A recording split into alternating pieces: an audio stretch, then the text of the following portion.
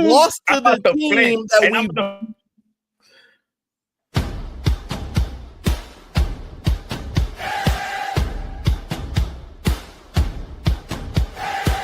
Turn it up, here we go. You've been waiting all week.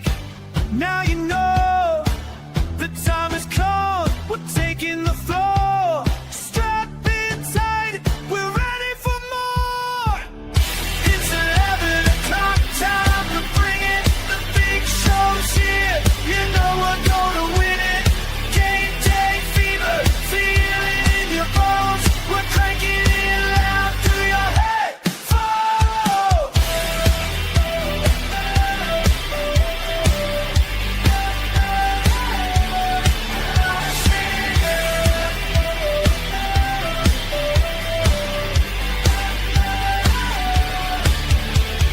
Marcus steps up, breaking it down.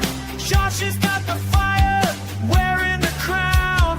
Johnny brings the heat, never backs away. Maniac lives up to the Navy display. M3's in the mix, tripling the thrill. 5 voices strong, bending your will. Another one. Yeah, you hosted, Marcus. College football fans? What's up? Another happy Saturday, a college football Saturday. Man, a lot of stuff to discuss. College football playoff games, bowl games, coaching changes, portal hits. Damn, a lot to cover. Feels good to be back, though, in the driver's seat today. Marcus, your resident Michigan fan from A House Divided. Got my boys over here to the right. We'll let them go ahead and introduce themselves. What's going on, fellas? Was good. I guess I'll go first. Marcus It is talking I, good too. the Maze Madman. And we got some things to talk about, including that loss by Ohio State. What about y'all's loss? Multiple scores. No, to a bowl team we games beat. don't matter. Bowl games don't matter. Bowl games Yo. don't matter, bro. Yo, what it do? What it do? We back Oh, again. y'all lost 2 games in a row in the season. Hold on, bro. let me. Hold on. You lost 2 games Lot in of a row time for to that. end the season. That ain't a way to go out. Johnny not even wearing the team colors. Stop it. This again. Right, he But got the block in It's his me, hat. Johnny Olden Jr. And we got a bunch of stuff to talk about. Michigan's lost, Ohio State's lost, Ole Miss cooking, Trinidad Chambers. Oh, baby. And we're gonna get into it. Indiana, Google him. Some of y'all ain't got Google. Y'all got it and ain't using it. Yo. I know who I got to talk to about that one. M3. I know who we got to talk to about that one. You already know it's your boy, the Maniac. First of all, Happy New Year's to everyone, all my brothers on the panel, everyone in the chat. Hopefully it was a good and safe one for everybody. But look, man, 2026 is here. The playoffs is coming to an end. We at the semifinals. But like Marcus mentioned, there's a lot to talk about, a lot of recapping of the quarterfinals and a particular bowl game. So stay tuned. Show. We did Maze, Johnny, Josh. What up? What's up? I'm ready to talk about it. Let's get into it. All right. That's it. I In like the that. famous words of Maze Madman, I'm upset. Yes. But it's a Are you reason I'm mad? upset. And it has nothing to do with the loss. It has to do with the fact that we tried to get y'all to do a live stream last week. Y'all didn't want to do it. But now all of a sudden y'all want to do a live stream. Okay. Hey, Okay. whoa.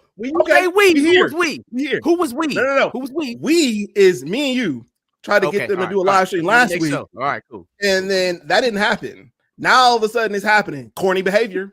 You didn't push Hold it like on. When you said we, not only was it you and Marcus that agreed, but also You did I agree. said let's do You it. did agree. You agreed, but then nobody wanted to set up a time, and certain people were quiet. So like, Yeah. so I'm here. Let's All go. right, man. Let's hop into it. Let's go ahead and start talking about the games. I'll even be gracious enough to throw our game up there first. Let's break it down. Citrus Bowl, Michigan versus Texas, highly touted quarterback matchup. Bryce Underwood, Arch Manning. I'll give my thoughts first. Given what was out, right? Given who didn't play, I thought the first half was admirable. It got really treacherous there in the second half between turnovers and just really not being able to get a stop when they needed to. It was pretty demoralizing watching Arch Manning take off for 40 or 50, whatever that 60. It was. Jesus Christ. Yeah. It was pretty demoralizing. I'll say that in the first half, I was feeling pretty optimistic about the passing game. I think we were handling Colin Simmons enough to move the ball. I felt like they were getting completions, drop back passing, not just RPOs, but drop back passing that they weren't getting through a lot of the regular season. So it felt like they paid a lot of attention to something and it paid off. I think not having a cow tailback like Jordan Marshall in this game kind of hurt because they didn't have a secondary pitch, right? Bryson Cusdell ran for around like 85 yards or so, but it wasn't the dominating lean on them type of run that we've had all season. So you really put it on Bryce's arm to win a quarterback duel with Arch Manning, and he lost. I don't think that's the end all be all on the story as far as Bryce Underwood is concerned, but in that game, that's really what it boiled down to. I don't think either defense really played particularly well. It was just they had the better guy at QB. They didn't turn it over, even though they probably should have a couple times, but they didn't, and that's how the game went. Ain't much to say after that.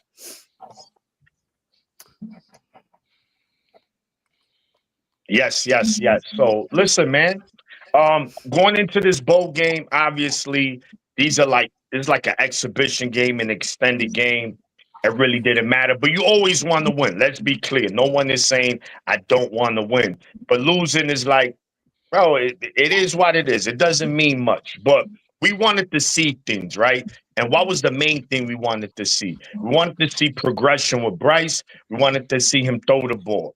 He had moments, again, all year. It's just been the same story with this Michigan team. You see flashes from Bryce, and then you see freshman mistakes from Bryce. And you see bad habits from Bryce, where coaching is supposed to come in and say, bro, look at this on camera. You have to stop doing that. And you work on it. Obviously, it didn't work. Bryce throwing off the back foot. Bryce, he's got tunnel vision.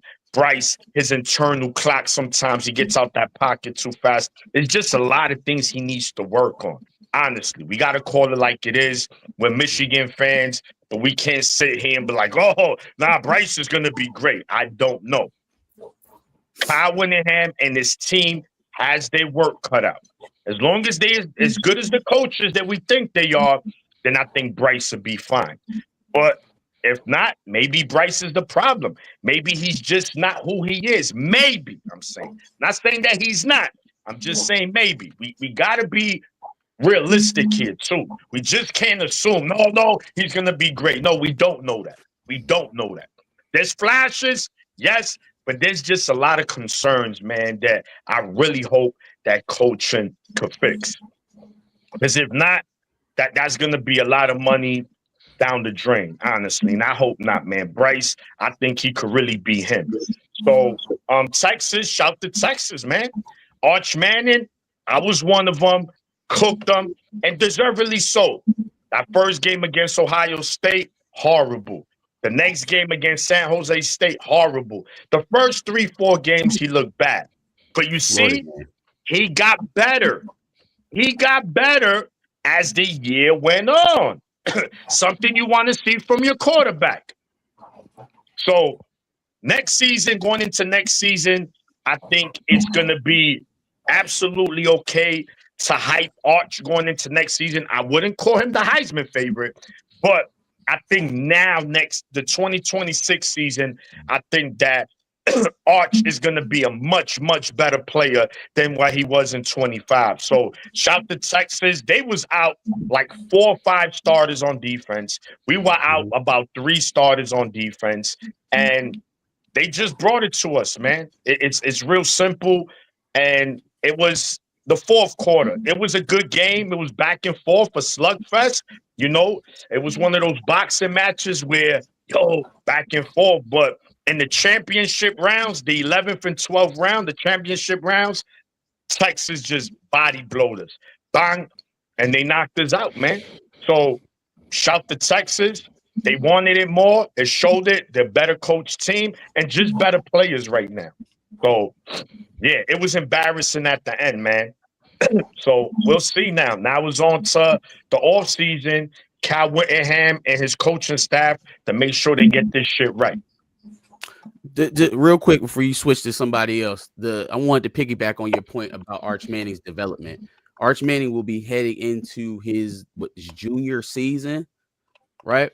And so when you look at an Arch Manning, when you look at Dante Moore, when you look at a CJ Carr at Notre Dame, these guys had an opportunity to sit, watch older quarterbacks play, develop while they weren't asked to lead the team necessarily, and then roll out, right? I see a lot of comparisons with other teams like starting quarterbacks or young quarterbacks in them trying to compare it to what Michigan has in Bryce. They asked Bryce to play day one. And that was something that I was kind of wringing my hands about in the offseason. Like, hey, man, listen, everybody wants him to play right now. He's number one recruit. The landscape right now is telling you that the path of success is to get him to sit, watch, learn, develop. And they probably should have pushed a little bit harder to try and get a starting quarterback. I was a big advocate of Mikey King to come in and start. Obviously, he was injured. A lot of people looked at me like, nah, just throw Bryce into the fire. And I was like, he shouldn't be started. You can't have it both ways. It's either you wanted him to start or you wanted him to sit. Because these are the things that could happen. It could mentally damage him, or it could just make him stronger. He's gonna have to work his ass off. He's gonna have to be the hardest worker in that room this offseason is Bryce. Hands down, bottom line. How much does he want it? We will see once the season starts. Yep, that's a fact. What you got, Maze? Oh, my bad. Oh, go. No, you up. Oh, never mind. So yeah, for me, it was a good game for 3 quarters. Look, the bottom line is this: Michigan went into the fourth quarter with a lead. Yeah. Right. Texas went up in the fourth quarter. Right. So I can't be too mad. At the end of the day, the decision making from Bryce, we probably would have liked the scene be a bit better. But as you pointed out, he was a true freshman. Nobody else had that type of responsibility on them. None of these top programs were playing a true freshman quarterback. Also, he didn't have a quarterback coach.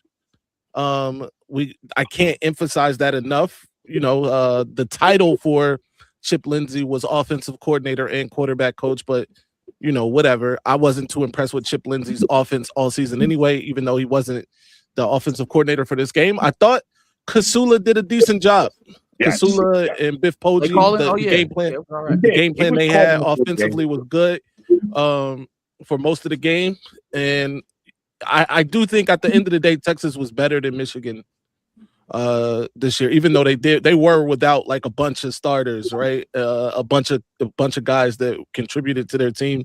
Heck, they were down to like, I think their 5th string running back, which also speaks to the defense. That's the point I really want to get to, because Wink Martindale wasn't there to help Michigan. No. Wink Martindale showed up in his grass cutting clothes. First of all, he had no Michigan signage anywhere on him. He showed up like he was about to go cut his grass, and he called plays like he was about to go cut his damn grass. He was not there to help Michigan out in any way, shape, fashion, or form. That said, I got to give credit to Arch Manning. He did enough to get it done. He did his job out there. And I want to give some praise. I want to heap some praise on Bryce too, because though it did fall off the rails in the second or the fourth quarter, really is when it fell off the rails. For most of that game, he was good, man. 199 yards passing. I mean, that's nothing crazy, but it's decent. And then 70 plus yards rushing, 3 total touchdowns. I got to give him some praise for that. Dog, the first touchdown to Kendrick Bell was amazing. That was right in the face of, he was getting smacked. He throws a ball in an impossible place. Kendrick Bell, I got to give him credit too, because he made a great play on the ball. So we got to give credit there. Kuzdal had a decent game. I think he was over 80 yards rushing in this game. But it came down to the mistakes, and you saw the difference in a guy that Marcus, as Marcus pointed out, got to sit and watch a guy play quarterback for 2 seasons. Compared to a guy that was thrust into, the Is leadership Arch a senior role next season? Day one. No, he's a red shirt junior. Yeah. Man, So no, there's a that's not huge even difference fair there. comparison. No, I mean it's not, but if this thing That's what gonna people work do, for though. me, there we go. Yeah, it's not really a fair comparison, but when the quarterback starts playing, you want to see some type of progression, and I feel like we saw some progression from Bryce this year, but once, and I said this in my post game video, once the game is all on him, he gonna throw a pick this year. That's just what it was. That's just what happened in all of the games where once we got down and it's all right, Bryce, it's on you. Northwestern. Interception. Northwestern is the only one. Northwestern. Northwestern. Yeah, that's the only Let's one. throw to Marsh. Where he had the big time throw Mhm. running outside the pocket, and then we ran it the rest. But when we really we're down 14 and it's on you, Bryce. Intercept. You know what I'm saying? So, but this game, Michigan showed some fight early. For most of the game, honestly, the defense wasn't playing that well. That's just a fact. They weren't playing that well. Who knows if the defense and Wink were still bought in or whatever, it could be different. But then you had Texas with all their guys out, so that's no excuse. So defense let us down. I saw it early. I was like, this defense is garbage. I said, Maze, your defense is garbage. And that continued. It just got worse, it seemed like as the game went on. We had to hope that our offense would keep it going. But Kuzdal's he's not an every down back. He doesn't do anything dynamic. He's not gonna make anybody miss. He just runs into when there's a defender, he just kind of runs into him.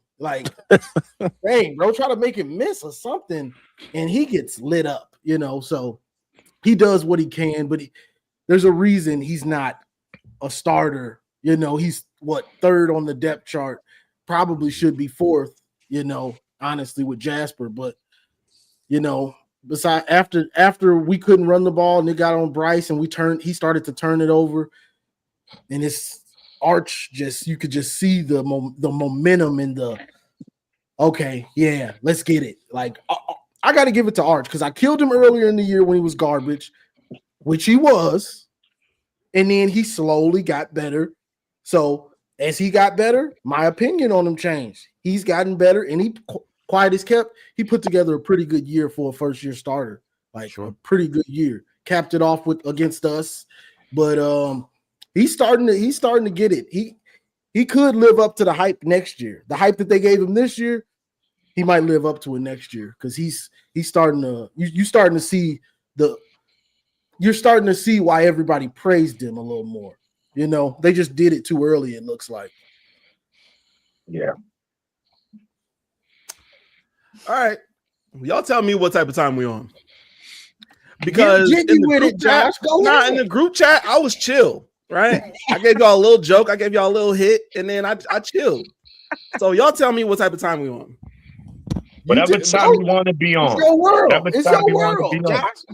Nah, because when it comes to this Buckeye game, I want the same. I was about to say we got Miami and Ohio State coming up, so you go however you feel. Tell me what y'all want. However you want to handle it. Is it smoke or is it not? No, it's definitely smoke. It's smoke. Oh, okay. It's Set smoke. the We ain't standard. here. We ain't here to Set the sugarcoat shit. Say less. Arch Manning made y'all look pussy out there.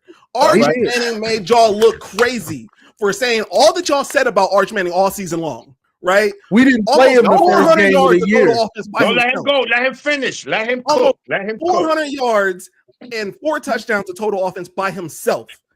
Y'all are supposed to be the running defense team. He made y'all look crazy by himself, right? And then your leading rusher didn't even touch 100 yards. So for the rush and defense team that y'all are, y'all look He didn't crazy. play. I lead him And right. y'all weren't leading going into the fourth quarter. Y'all were down 4 points. So wanted to give you that. Also, I'll give you a little bit of bail. Y'all didn't have y'all head coach. That's cool. That's cool. But y'all's identity looked crazy out there. Bryce again looked shook.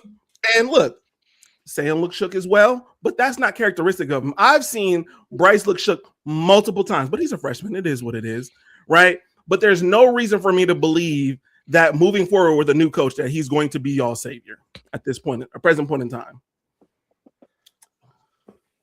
That's it. You done? That's it. That's it. That's it. You sure? Hey, we frying them Any- Buckeyes. I'm gonna tell you right now. How about say, Yeah. is there any consideration Hibachi. for Yeah. any consideration for your leading rusher, starting center, starting right guard, and starting right tackle all not playing? Hell, starting left tackle as well, all not playing. Sure. Any- That any fixes consideration for any of that? fixes Bryce looking shook. No, I was just asking because you said we were Because on the rushing defensive team, side of things, and none of the pieces for our rushing game were there. You think that played a factor at all? And then that on defense, that fixes the both offensive ed- side of hold on, things. I want to pose the question so you can respond. Sure. So, I so am. on defense, both edge rushers, 2 middle linebackers, and a safety that all played either started or played significantly throughout the season gone. Does that have any effect on the defense either? You think maybe, possibly, considering? It has effect on it. Okay. Almost 400 yards by himself and 4 touchdowns. I just wanted to know. 2 touchdowns That's what- running. By the Because way, We haven't seen him do any of that at all this season, right? And compound that with the fact that all 4 of you were talking mad shit on Arch Manning's name All- the all 5 entire of us? season. all 5 of us, because I never We heard you did. say anything Well, positive I about But Arch as Manning. he got Never. but as No, the no, no, no, season no, no, went no, no. on, we all 4 saw of the y'all progression. talking mad shit about Arch Manning. Yeah. Yeah, in the beginning, yes. He was Everybody did. garbage most The of the whole, year. the whole too. media. Okay, Everybody. so then if he's garbage, 400 yards, But He got better He during got the better. year. he did not get that much. hold better. on, bro. Listen, He's a night again, and day, damn near there's a Superman difference Clark too. Kent, Arch Manning. there was a difference too, by the way. Arch Manning did have almost 400 yards by himself, but Bryce Underwood had almost 300 yards by himself and 3 touchdowns, and he is a true freshman. and So 3 I don't. picks. No, he definitely threw the picks. But by the way, Arch Manning threw turnover worthy passes. We dropped 2 in our hand. So let's not okay. act like Arch Manning was out there, unimpeachable, bro. That's fair. One All right. team won by 14 points. That's the truth. They were better than Michigan. 14 points, huh? Okay. 14 Let's points. move on then. And my bad, we Yeah, didn't have the let's lead get on- going let's go into the down fourth this quarter. list. We What's did have next a on fourth the quarter docket, I lead, though. suppose? Yeah. And what I text in the chat before the game. Final score 40 something. I was real close to what it was. And that No, was bro, like in you the were- second quarter. You Bro, I were didn't wild text- in the But you said that when we were in the tie ball Yeah, game. exactly. Maniac. You said when we were Exactly. tied. So I don't want to hear. I don't want to hear. The proof is there. I could screenshot it. Y'all know. So You I don't want to did- hear nothing. He did say it. It was Yeah. early, but the score ended up being about what he said. Exactly, He bro. was I know, wildin', bro. Hold on. Let me see if I can find it because I'm in the group chat. Don't now. get this Hold on. man credit for that, man. That He It's did. the truth. I knew what it was. I'm a rich. See, this is the thing. People, you always want to get out hot. Now I'm a realist, bro. Even when it comes to my team, I'm not over here talking about, we're gonna be 16-0 next year, and then I don't God know damn, what y'all we're gonna be. grabbing. Yeah, no, Maniac called it. He Yeah. for sure called it. No, it wasn't the No, exact score. no, God bro. damn it! I didn't No, say listen, exact. listen, I listen. said He called similar. that shit. he 40 did call a similar score. The problem that we had wasn't that he called a wrong. I could only score that give was Maniac way props. off with the score. No. Of course, you can only give him props. I can only give him props. He called it. You chill out. No, Maniac was saying we had what we like through an incompletion, and Maniac was like, "Oh, game's over. Game's over. I'm like, damn, tied up right now. You just, Yo, bro, Maniac you said- see- That's that bad juju. You put that you juju see, on. listen, you see, like, I'm gonna give you an example. Look at the Washington game. Right. That Washington game, you Outta saw here. them, even though it was close late, there was a fire under these players. You like, all right, yeah, this one, I think we're good. It's just when I see Michigan play sometimes, bro, I don't know what it is. I'm spiritually connected to these dudes. I just know it. I'm dead. It sounds crazy, but I'm I feel keeping you, it bro. real. I feel Alright. you, man. And I've seen it for so many years, bro. Maze, what you said? Bro, you sounded like an abused wife. Exactly. Because Michigan abused me for years. He do be sound like a battered woman in them chats, bro. Yeah. Bro, because I've seen it Like, here for we go years. again. The 90s teams we should have never fucking lost to, and we fucking lose. Like, come on, bro. That's a lot of Bro. trauma, bro. It's hard to All get right. rid of that. All right. Let's move on to somebody else's trauma. Let's go. talk Let's go. about what was this? The Cotton Bowl? Yeah. Miami versus Ohio State. The Do Hurricanes. I get to go first? I Go can't. ahead. Please go Michigan first. went first for the Michigan game, so I get to go first Yeah. for this game. Go ahead. Oh, you want to go first for this game? Yeah. I'll go next. Yeah, Josh, give us your thoughts. Go ahead. All right. Now, I gave y'all smoke, right? Only because y'all said it was smoke. But I also have smoke for my own fucking team, right? Miami's defense. But bro, we only got 30 more minutes. 30 more minutes, we get everything we fucking work for. Them boys ain't work how we work. They ain't feel how we feel. They ain't cry how we cry, gang. You can see they don't got the energy we got, bro. They don't want it how we want it, bro. 30 more minutes, all we got is 0-0.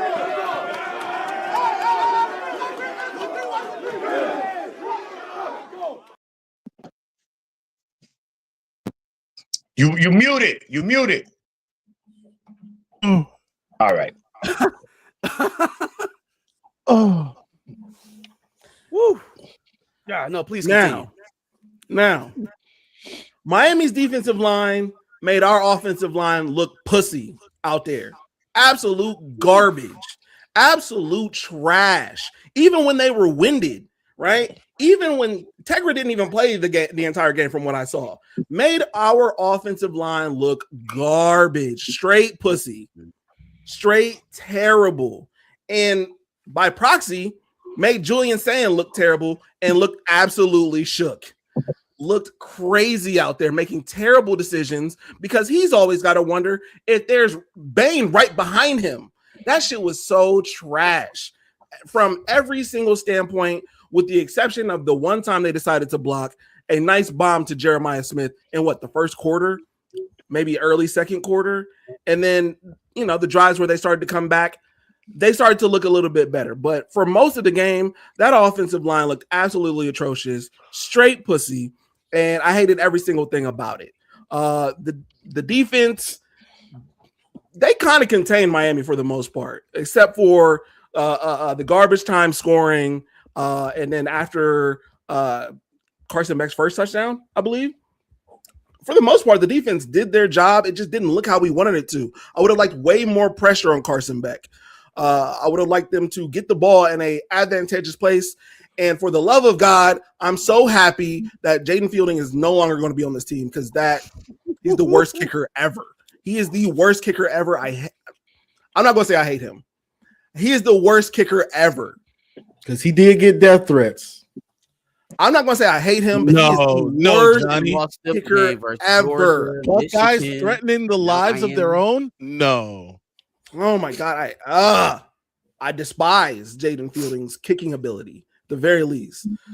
He played good for y'all in the playoffs last year, didn't he? That was him, right? The Michigan game, this game. I honestly thought that was Indiana game.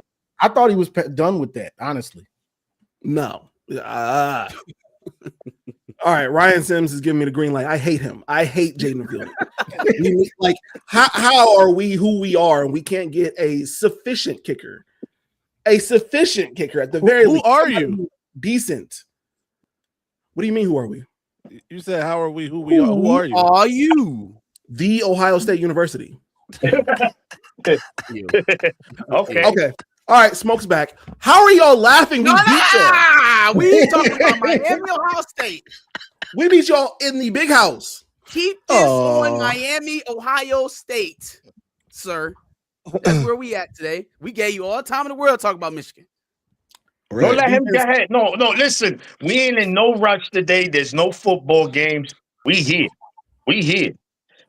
So we here to let's talk about it. So Let's go ahead. talk You about it. because Okay. we go. I'm Yeah. putting your team. I'm putting your school in the headlock. So make sure you You let it out. can't put a team in a headlock that you yes, can't I beat. can. Are you No. finished, sir? You That can't you tell the beat them. maniac. That you can't no. beat is a crazy home statement. field. You Okay. can beat them this year. Okay, you gonna see it. Watch me. Multiple Watch, schools. don't worry. You Go can't ahead. say anything about us, My right? turn. You lost in y'all's bowl game. Johnny, Can't even All make right. it. All right. 5 losses, followed by 4 losses after your national championship. That's What does improvement. the season even mean if you can't make it back to the What does that playoffs? You didn't win the Big Ten Us not championship, being able to but go beat ahead. y'all. Y'all That had to do couldn't with us make not it back to being the able to playoffs beat after your y'all. national championship. Couldn't even touch it. And you couldn't even even beat us with Davis Warren. Fuck we talking about? Beat y'all Davis this Warren. year. Beat y'all this year at your home field. Y'all had to guard the It's been 50. 6 years. Your The coach great cried. Ohio Like State. last year, Five-star Cried. university. like last year, Five-star 13-10, university. like that. Cried. We made your coach cry. Now I know y'all did it. And mind Oh, you, he's We're 2-1 against your rewriting the coach. narrative now. I do He wasn't focus crying on. because of that. I do focus on Kitty Cat. It's 2-1 against your fucking overrated coach, and I'm gonna cook his ass too. Oh, I He's can't not wait. even a coach. He's not even going to be a head coach anywhere That's anymore. right. And he's still Yeah, 2-1 but that against doesn't Ryan change the Day. fact that he's 2-1 versus your guy. And you guys praise Jim Harbaugh, knowing What? that he has What a happened? losing record against us. No, but not against Ryan Day. He has a losing record to Ohio State. But not to And Ryan last Day. time I checked, y'all lost at your home field and had to Does guard Ryan the Day have 50 a looking versus- pussy. Oh. Looking Hold Ryan on, Day pussy. have are you 50-yard done, line. Michigan. Are you done with your Miami? Would Ohio you, do you Get want up to? there. Do you I've been want done with to? Miami. I'm cooking y'all now. compare the? Oh, No, get go out of ahead. here. I've been Go done with ahead. Miami. I'm cooking y'all Yo, now. let it listen. Market loaded What's clip, fully loaded, 16 in the clip. I need Oh, you no, to no, no. empty it and I'm ready. reload it. 'Cause that's what I'm doing. ready. I'm going crazy. Because what these OSU fans was talking like they team was, oh man. Go ahead, We're Mark. about to make it to the playoffs again next year. Where are We y'all don't going to be? care. No, next Where are year. y'all you gonna don't know. be? You Are don't y'all know gonna that. Next year, a long Y'all gonna time away. Another 3 losses next Are year? you gonna let me go now? Is Go it my ahead, turn to go ahead. go? I was All talking right, about from all here. right. So Go ahead. you go ahead. Bet. Go ahead. Okay, so first of all, we got to do a couple housekeeping things before we start talking about the game. First of all, you're gonna apologize to Tigra. You're gonna apologize to Tigra right Yep. here on the stream because you It's Tigra. made all of your It's offensive Tigra. line problems Tigra, and then Nickelback went out there. How you telling me to and apologize to him and replaced you're not him? saying his name right? I don't know because he ain't my player. But you gonna apologize to him because Nickelback went out there and got trashed. I mean, thrown around like a rag doll. It was borderline sexual assault what was happening to your offensive line. Absolutely. Also, we The have reason to I'm not put going to out apologize. we Go ahead, gotta go put ahead, out go an ahead, go ahead. APB. We have to put out an APB for Arvell Reese because he hasn't Yes. been seen Thank since you. week 11. Where Thank is you. the All-American? Where Thank you. is the first team All Big Ten? Where is Thank the you. instant first round pick? Where did he Thank go? Is he Thank you. hiding? Is he playing hide and seek? Did he not? He pulled a Ernest Hausman. He don't want to play football no more. What's going on with my man's? Pull the He Ernest was Hausman the- is he was- crazy. He was the hottest thing. He was the hottest thing since sliced bread leading up into the Michigan game, and we ain't seen him since. And we ain't seen that man since. Also, this game made me very nostalgic for like 23 and 24 and 22 and 21 because when you keep the ball away from Ryan Day in offense, you win the game. And it's just as simple as that. If you can sustain drives and pressure his quarterback, you are going to win the game. And with the pedestrian offense, and I'm still calling it pedestrian, even though they won that game, the pedestrian offense of the Miami Hurricanes was able to hold the ball from y'all for most of the game, doing it with basic gap scheme runs. We just gonna run at you. We just gonna take Fletcher and we gonna run over. What's your middle linebacker's name that you told me Sonny was Styles. great? Sonny Styles. Sonny, man, god damn. My man's jaw is still on the floor of the Cotton Bowl right now. He got to have a jaw replacement because this shit is in the Cotton Bowl presently. Got trucked. Like, for all of the blunder about how much better y'all were over Miami, I would even give myself some of it because I did not think that they were going to be able to put up 24 points on y'all, right? Best defense of all time. Statistically, this may be the best defense ever. They've only given up 8 points a game. Well, maybe that's because we was playing Purdue and we was beating up on Wisconsin. And UCLA. Talk about it. Our 7 best points came from conference the win, defense. Grambling. our best 7 points came from the conference win outside of Michigan was fucking Washington. Maybe that's why. 7 points came from the Maybe defense. that's why we got 7 on a points stage. came in garbage time. I ain't interrupt you. Maybe that's why we got up there versus an ACC non-champion and showed our ass. See, it used to be that Ohio State just had an SEC problem. You know what I'm saying? But now We definitely don't have that. Y'all have slipped back into the reality of losing to ACC teams. The best ACC team? At No. least we lost to That's an Duke. SEC That's Duke. that's Duke is the best projected to go ACC Duke is team. not- next year. Duke is They a won- 5-loss they won- team in their They won the championship. They won the No, ACC. y'all didn't want to have this argument when I said they should have made it to the playoffs, but now all of a sudden they're clearly the best team in their Yeah. conference. They won their conference. I didn't say they were Indiana, best team in the Indiana conference. won the conference, right? They the best team. Hey, Duke. Indiana is definitely the best team in the conference this year, for sure. No question. No question. And they proved it in the Big Ten championship game. I'm not arguing that. I'm not arguing that. I want Indiana to win the whole thing. Well, of course you do now. Yeah, Of course Duh. you do now.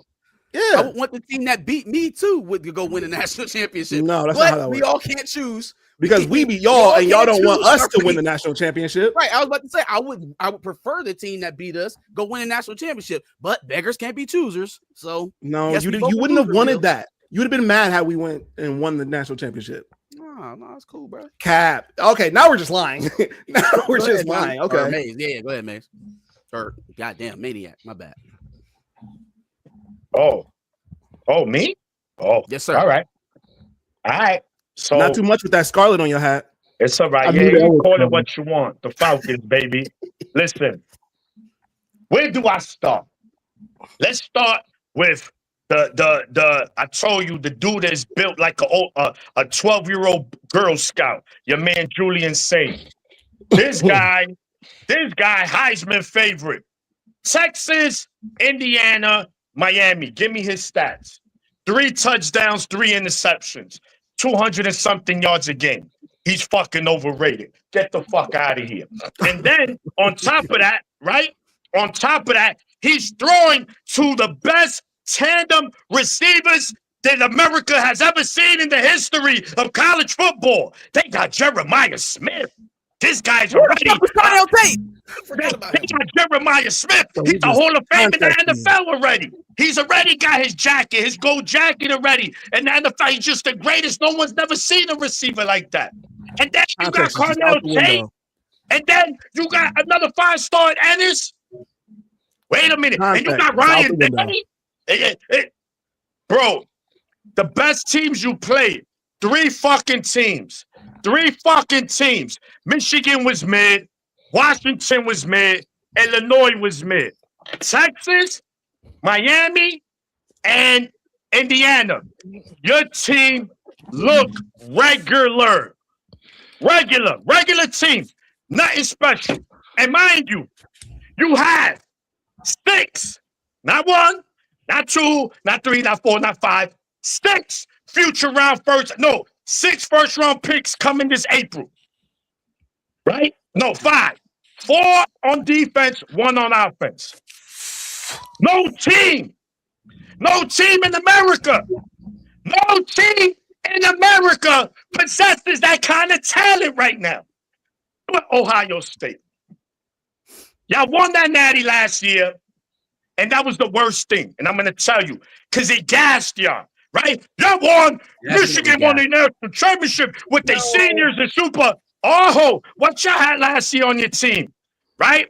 Where was your man? You had no JT Tualala, whatever his name was. No Jack Sawyer out there. No Jack Sawyer out there. Katie Curry? Who? Who's that? Who? Y'all narratives are all over the place. Who? No. I'm breaking it down. Don't get mad. I'm just telling you what it is. Cool. That veteran, y'all didn't have that. Kaden Curry, he a fucking bum. The fuck he does in big game. 1 sack against Indiana. Get him the fuck out of here. Get him. They were sunning him. That dude 61. Oh, he had him in the lunchbox. He said, here, next to the Capri Sun and the crackers. Here, you fucking bum. Get the fuck over there. That's one. That D-line, y'all disrespected that D-line. And I'm going to get Juju and I'm going to get Garrison. I was at the Louisville game. They not that good. Oh, ask Ohio State. He took your left tackle like 10 yards in the backfield and tackle your fucking freshman quarter, whatever, the running back. The fuck you doing, you little ass motherfucker? Fuck you doing? Sunning y'all. 5-star university we talking about. 5-star university. Not on that line. Everybody does less. Ryan Day, I told y'all. I fucking told y'all. He's not a great coach. He's not. He's a good coach. Bro, since he's taken over Ohio State, I'm not going to even do the 10 years. Let's go from 2019. He had Justin Fields for 2 years. 5-star. First-round pick. And first of all, the way they got him from Georgia was dirty. But anyway, that's another story for another day. Then, after him, he had C.J. Stroud. Whether you want to call him a 5-star, you want to call him a borderline 5-star, whatever. Absolute dog. You had four years straight of a first-round quarterback. You had one fucking playoff win.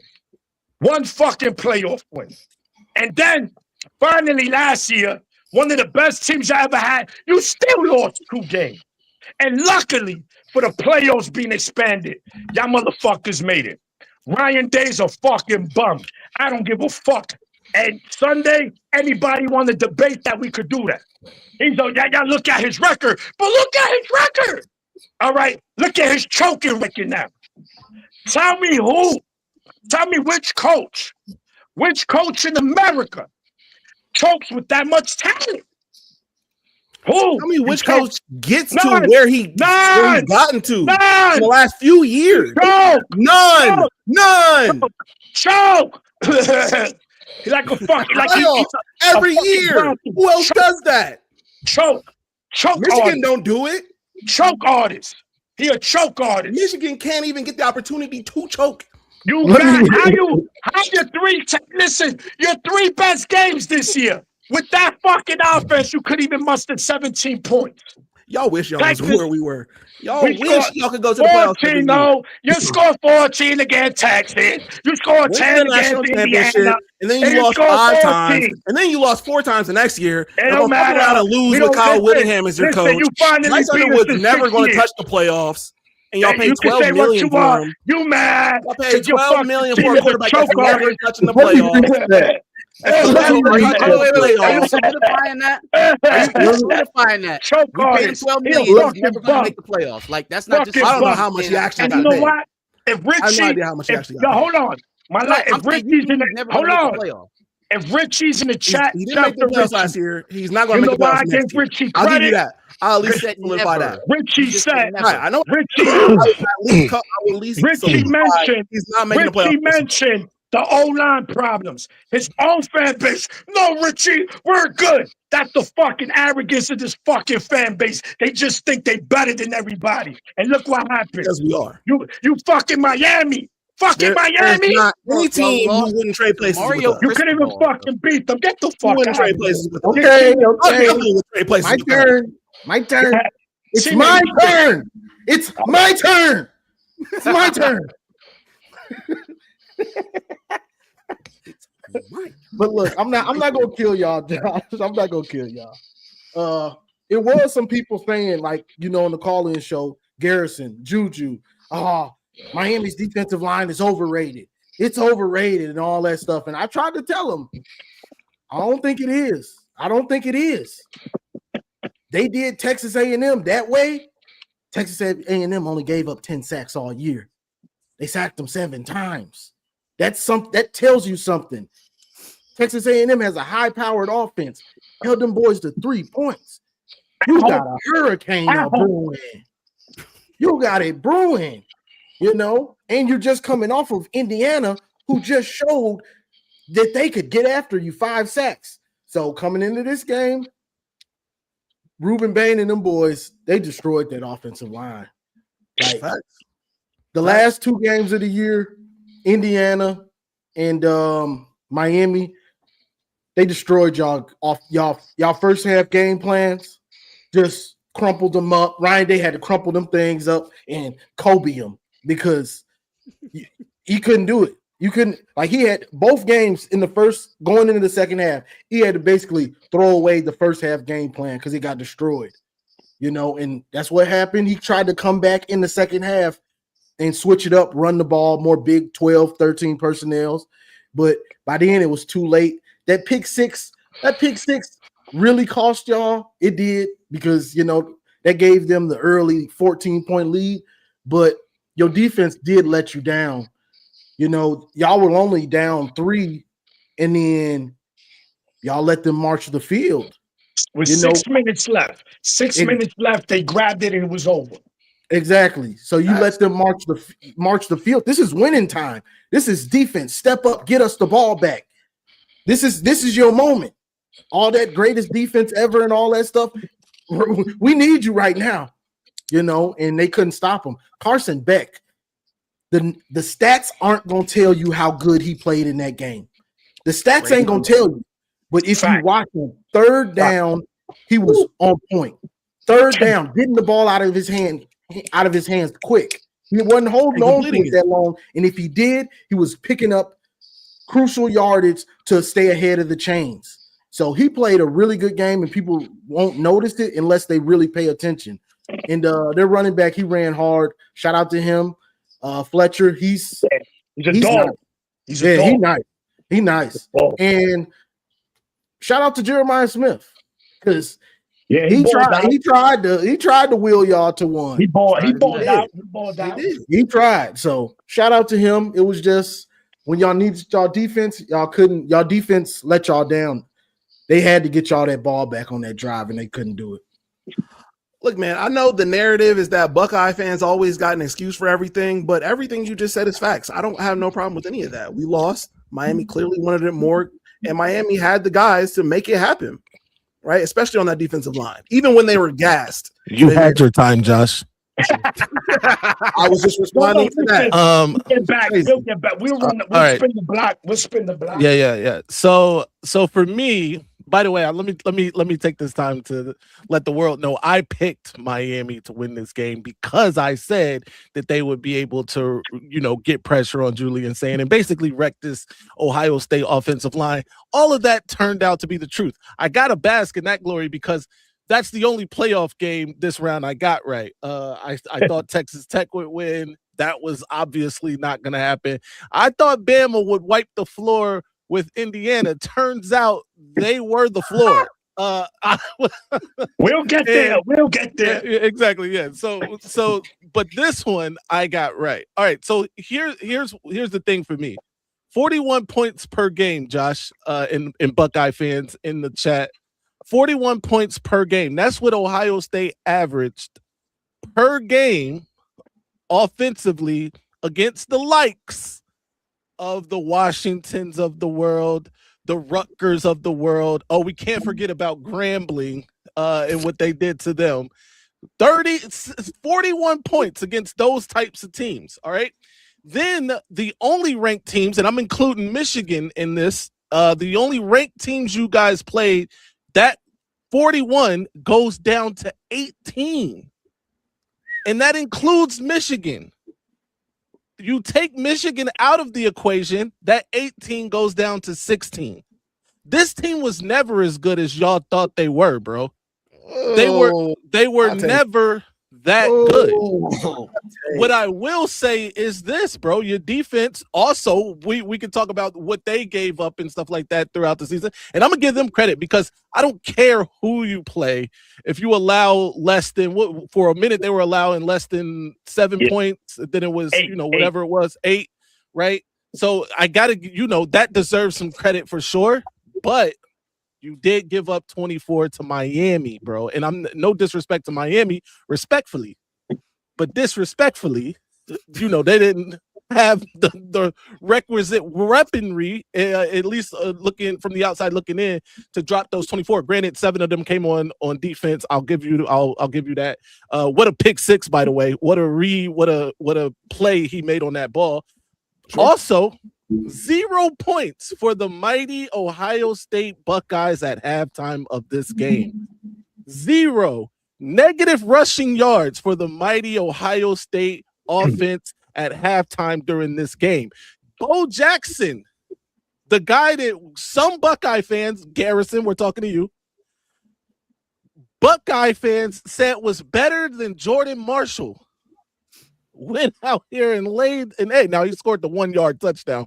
Golf. Wait, did Garrison actually say that? He said that. Golf claps for my guy Bo, right? I don't know if I would have said that. No, you definitely wouldn't have, because it's asinine, stupid. But shout out to the people who believe that. Me and JS don't agree on a lot, but JS made a great point in the comment section. $35 million roster, right? And Buckeye fans love to point out how much money Bryce Underwood is getting or not from Michigan, right? You love to do that. But that's a quarterback, by the way. He plays quarterback. All right. Sure. The most important position on the field. You guys per year pay a wide receiver more money than Bryce Underwood gets per year. The program's in debt. Oh, Like, listen to what I'm saying, The bro. entire athletic You program. pay a guy that plays a dependent position, meaning all those things that we just talked about. That offensive line has to block well enough. The quarterback has to read it. The quarterback has to throw him the ball. He plays a dependent position. Y'all pay that man $4.5 million a year. And you all want to sit back and talk about how much people are paying Bryce Underwood. Which, by the way, I think that this conversation is ridiculous anyway, because it costs none of us a penny to pay Bryce Underwood. Just like it costs you, Josh, nothing to pay my guy Jeremiah Smith.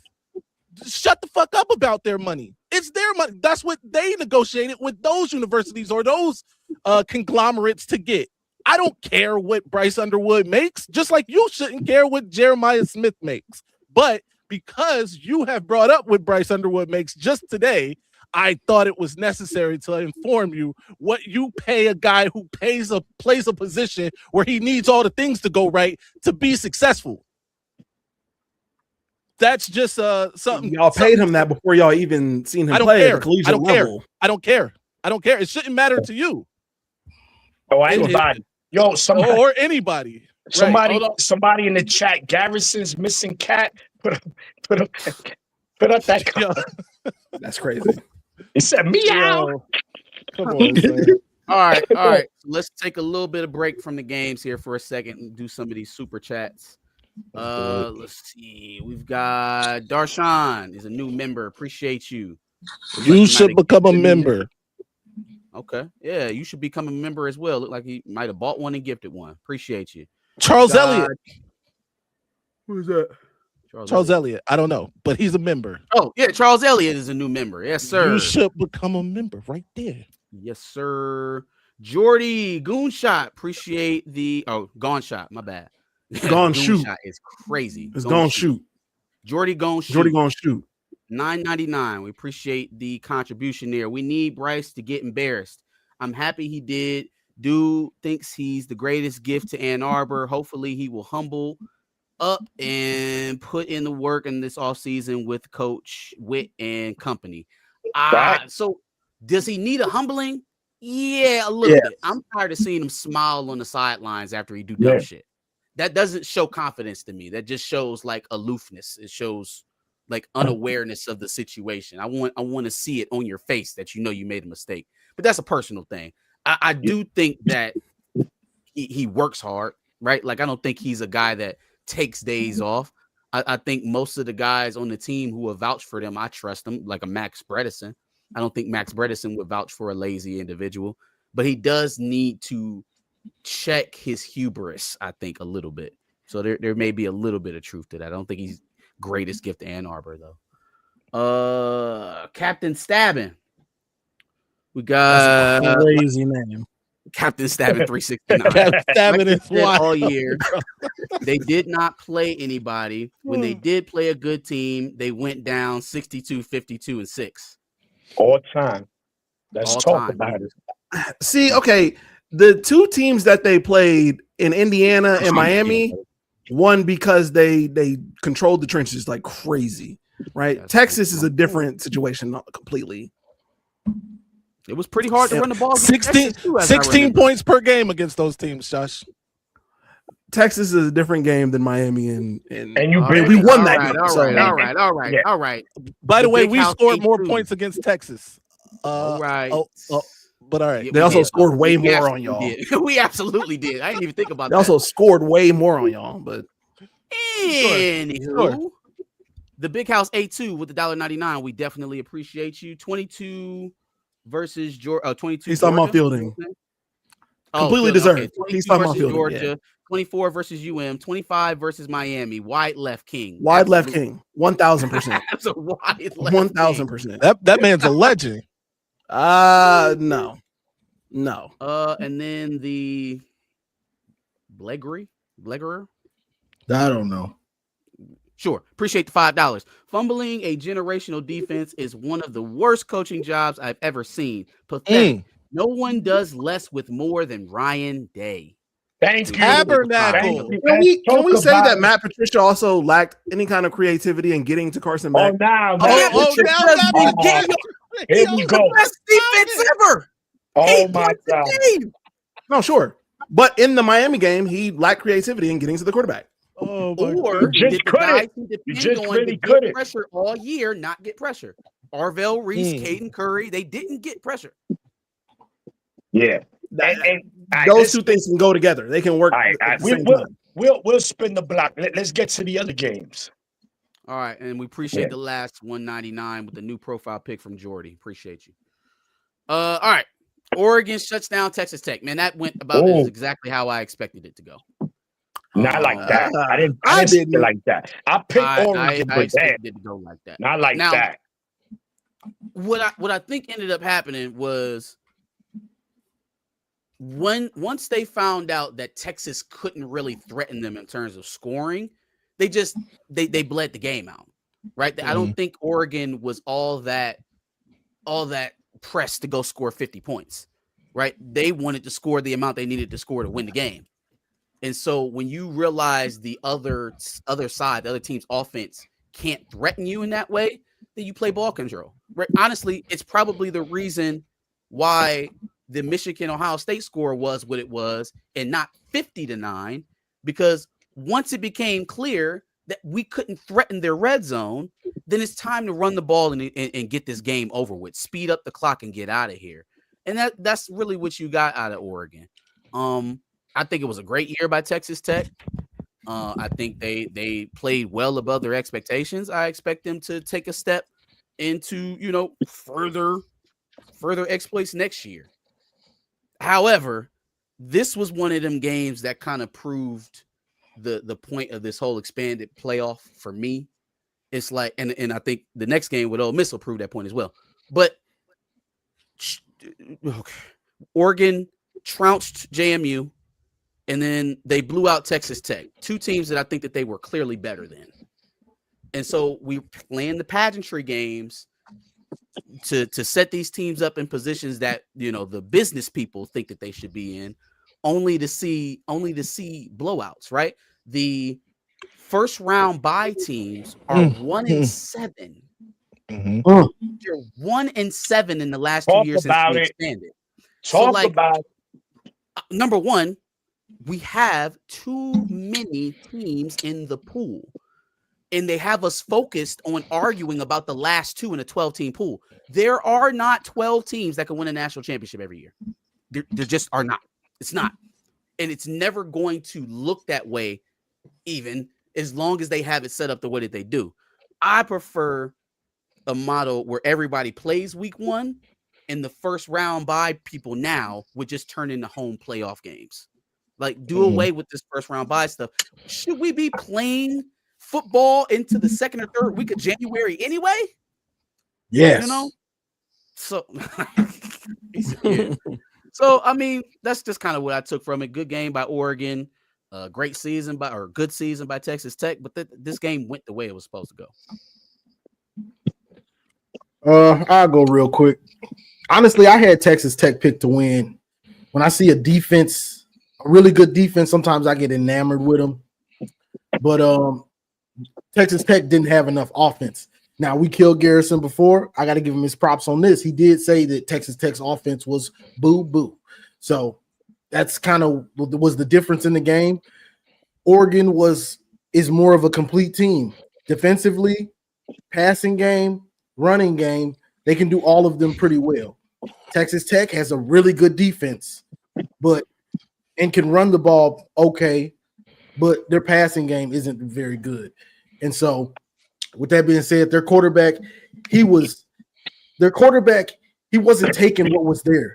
He was holding on to the ball too long when there was yards to get with run after catch. If he hurries up, if he does it with anticipation and understands, okay, I got to get it to him fast, and so he can run after the catch. But he would look, then get it to a dude that was already open a second and a half ago, and now Oregon's defense is on top of it. Now, they still might not have won, but that would have gave them a chance because Texas Tech's defense, they were as advertised. They showed up, and they kept Texas Tech in this game probably way longer than they should have been in this game. So shout out to the Texas Tech defense. Them boys played lights out, even in the loss, and so did Oregon's defense also. But this is a maturation process, and then I'm going to put it on to whoever. But this is a maturation process. You never been to the playoff, Texas Tech. So those players, the coaches, this is a learning experience on what it takes, the feel, how to prepare. So, they lost, but we'll see if they can get back, and maybe they'll be more prepared for the playoffs. Sure. What up, Josh? Yeah, so for Texas Tech, I guess I got fooled into thinking that they were a complete team on both sides of the ball, or at least somewhat of a complete team, like thinking that their offense was good enough to at least score some on Oregon. I still had Oregon winning this game, but when you think about the offense for Texas Tech, they played Big 12 teams, and Big 12 is not amazing at defense. And so seeing this Big 12 team with solid defense, I guess I thought they would give them a little bit more fight, but it just didn't happen. Now, Oregon, being in a advantageous position for themselves, cannot win this national championship. I want Indiana to win this national championship so I can then go back and shit on the SEC for yet another year, okay? I can tell them, hey, Big Ten has won the last 3 national championships, but it can't be with Oregon. It just can't be with Oregon. It just can't. I cannot let that happen. I can't let coked out Dan Lanning win a national championship. Absolutely not. Absolutely not. COL. Lanning and get a chip. For me, I saw this game a little different than Marcus saw it. Like, I thought Oregon was trying to put up points. They definitely were. It's no question about it. They went for it on 4th down several times. They got in the first half. In the first half, this game really wasn't a game in the second half. Sure.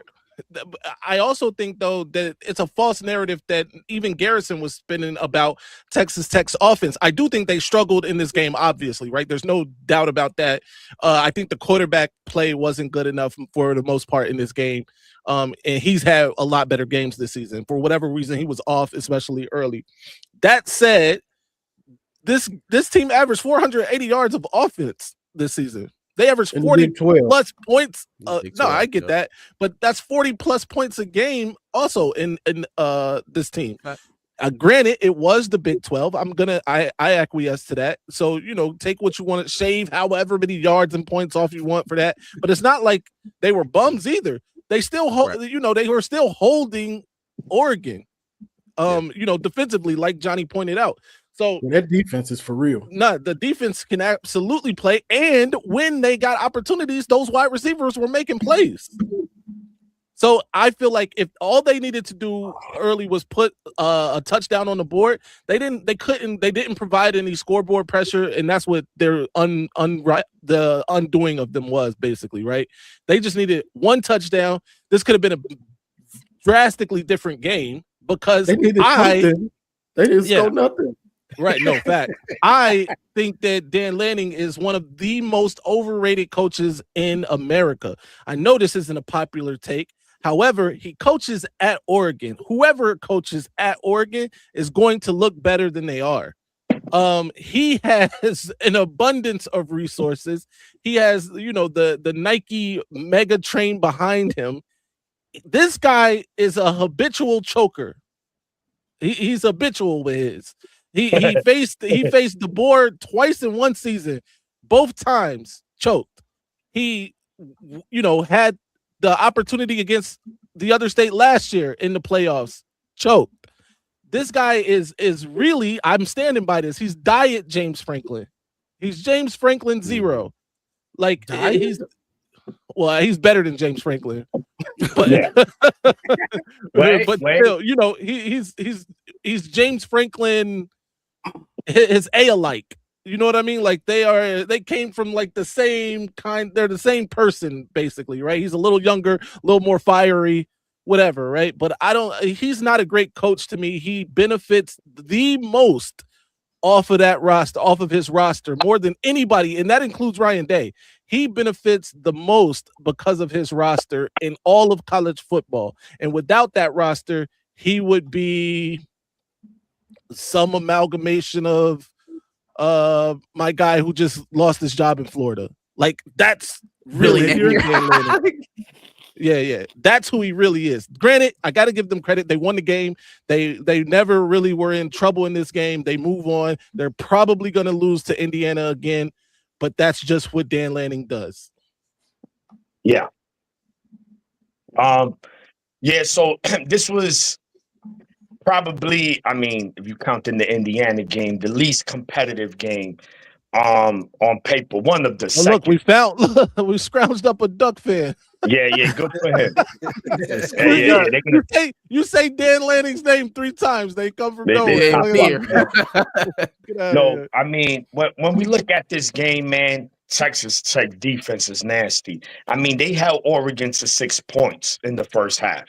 The defense did their part. The problem is, man, the offense was shell-shocked. They just couldn't do it with the exception of that one long run that running back had. And then the field goal kicker missed that long field goal on that same drive. It was pretty much all she wrote. I felt like that running back gave up too early on that long run. He should have cut back. He had to cut. He had blockers, bro. He had like 3 blockers. Don't let your blockers, they fighting for you, bro. Yeah, he had to cut back, bro. He probably would have took it to the house. So when you look at it, Texas Tech, I guess they secondary was Ed. But when it came to the trenches, Oregon, who's a great Russian team, couldn't really muster much. Now, that turnover to start the second half, with a DN Luga, whatever his name is, he stripped that fumble and took it to like the 12-yard line. Yeah, and once Oregon scored that touchdown to go up 13-zip, you just already knew it was over from there. Now, with Oregon winning, it guarantees for the 3rd straight year there will be a Big Ten team in the national championship. Not only 3, that's 3 different Big Ten teams will be in the national champ. Now, I'm not a big conference guy because I don't give a fuck. Because if Indiana wins the Natty, it does nothing for Michigan. Oregon wins the Natty, it does nothing for Michigan. So I'm just saying, for whoever's in the chat about this SEC Big Ten, there you have it. But Texas Tech, you see, we in the new era, gentlemen. Texas Tech did this with NIL and transfer portal, right? Ole Miss, same thing. Indiana, same thing. So this is where we heading to, gentlemen. Is yes, you still got to recruit well, but if you could get put up the money to get these players to come in and use the portal, you could do it. The proof is there. The proof is there. So Texas Tech, they one of the biggest NIL spenders. All they need to do is get some offense, bro. They get themselves some offense, then I think they could compete and compete for a national championship. Not say win it all, but compete. Yesterday they were exposed, and that dude number 4 for Oregon, he's a dog. And he's a freshman, he's a dog. Talking about Brandon Dorian Finney. Moore. He's a dog. Dorian Moore. Hey yo, bring up T Real's comment.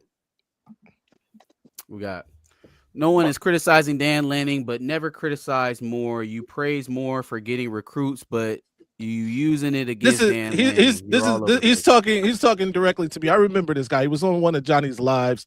He clearly has a problem with me, and I'm okay for it. I'm here for it. This is what we do, right? We fine. Yeah. And by the way, I did criticize Moore. I criticized.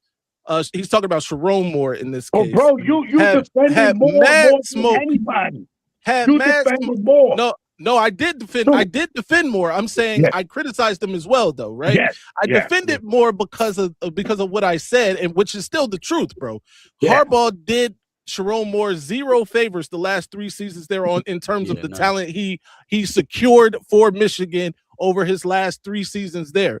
That's what I defended, bro. The talent on the depth of Michigan is what I was defending Sharon Moore on, not his X's and O's.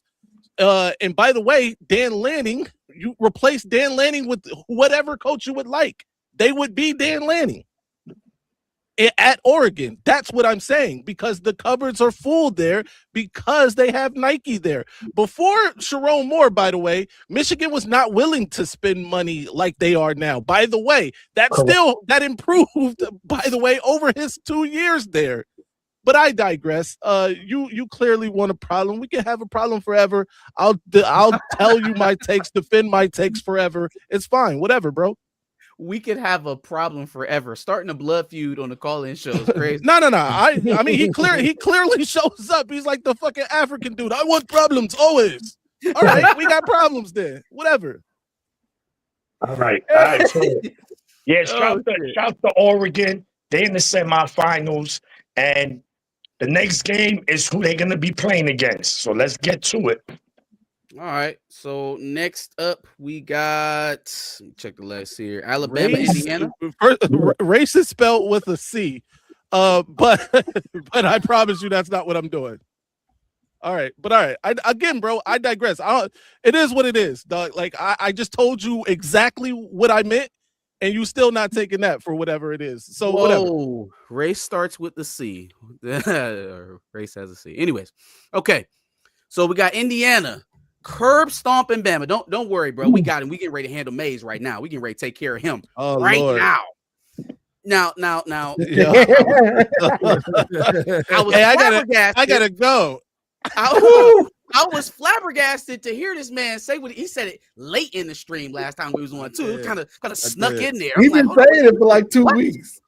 I did. And I even asked him to clarify. I'm like, you think that they're going to stop Indiana from doing what they do on offense? Alabama is. They're going to be able to keep up passing wise. Well, yikes. I mean, so really what it boiled down to for me was, I think Indiana, well, first of all, they were a better team. I think they showed it in all phases. Yeah. But also, I didn't bonus. even expect them to dominate the trenches the way that they did against Alabama. Alabama looked like they were running around Indiana. Indiana was running through Alabama. And that posture, I expected them to win, maybe by multiple possessions. That was not in the cards, though. I did not have that lined up. Thoughts from the panel? I guess I'll go here. Get this out the way.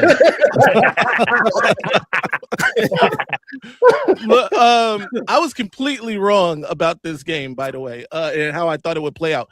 this was my thinking. All right, because I want to clarify the way I was thinking. Indiana has 7 blue chip players, right?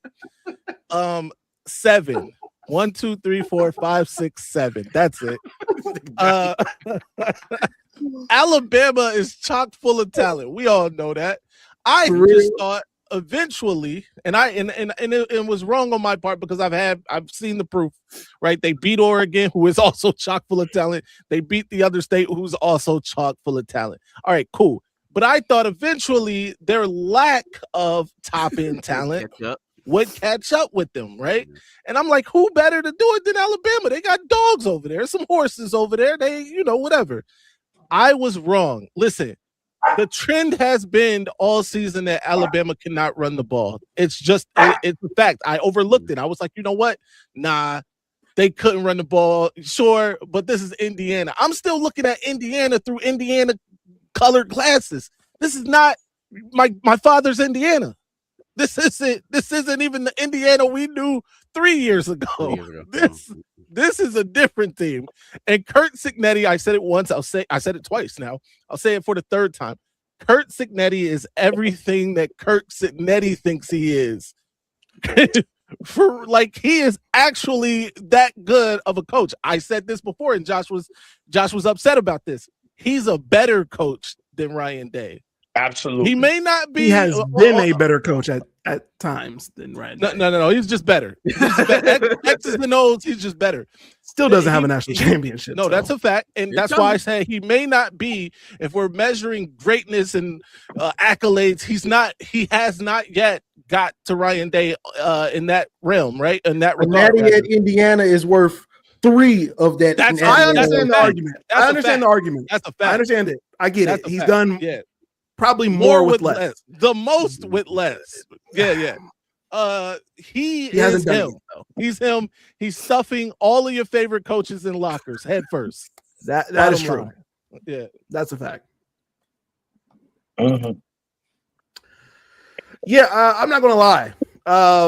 Bittersweet, especially after coming off of the Ohio State loss the day before. But I am happy, right? Because again, I have a personal vendetta with the SEC and all of their fans, right? So to see a Big Ten team, and again, I don't play the conference game either. Like I'm much like Maniac, it doesn't really do anything for my team specifically. But at this point, I think the SEC hates Ohio State just as much as Michigan fans. So therefore, seeing their top team or the team that they love the most lose 38-3 felt good. It just felt good. It felt great. So if Indiana wants to go on and win this national championship, by all means, have fun. Side note, does everybody realize how inconsequential and nonsensical now the argument to get Alabama into the playoffs was? Oh my God, Oklahoma, another SEC team. It was BS. It was BS. We knew it. Trounced. Right. This game, I expected Indiana to win this game. Not like this, but I kind of expected a controlled butt whooping. But this was straight domination. This was blow your doors off. You really shouldn't be on the field with us right now. Alabama, one-dimensional, can't run the ball, haven't been able to run it really all year, and that's never good because the easiest thing you can do is turn around and hand that ball off. So when you can't run the ball in a playoff situation, so now you're playing really good teams, it can end up in disaster, and that's what happened with them. Indiana's a complete team. Top 5 defense, if not maybe the number 1 defense right now. Offensively, can run it very well, pass it really good. You got the Heisman winner as your quarterback.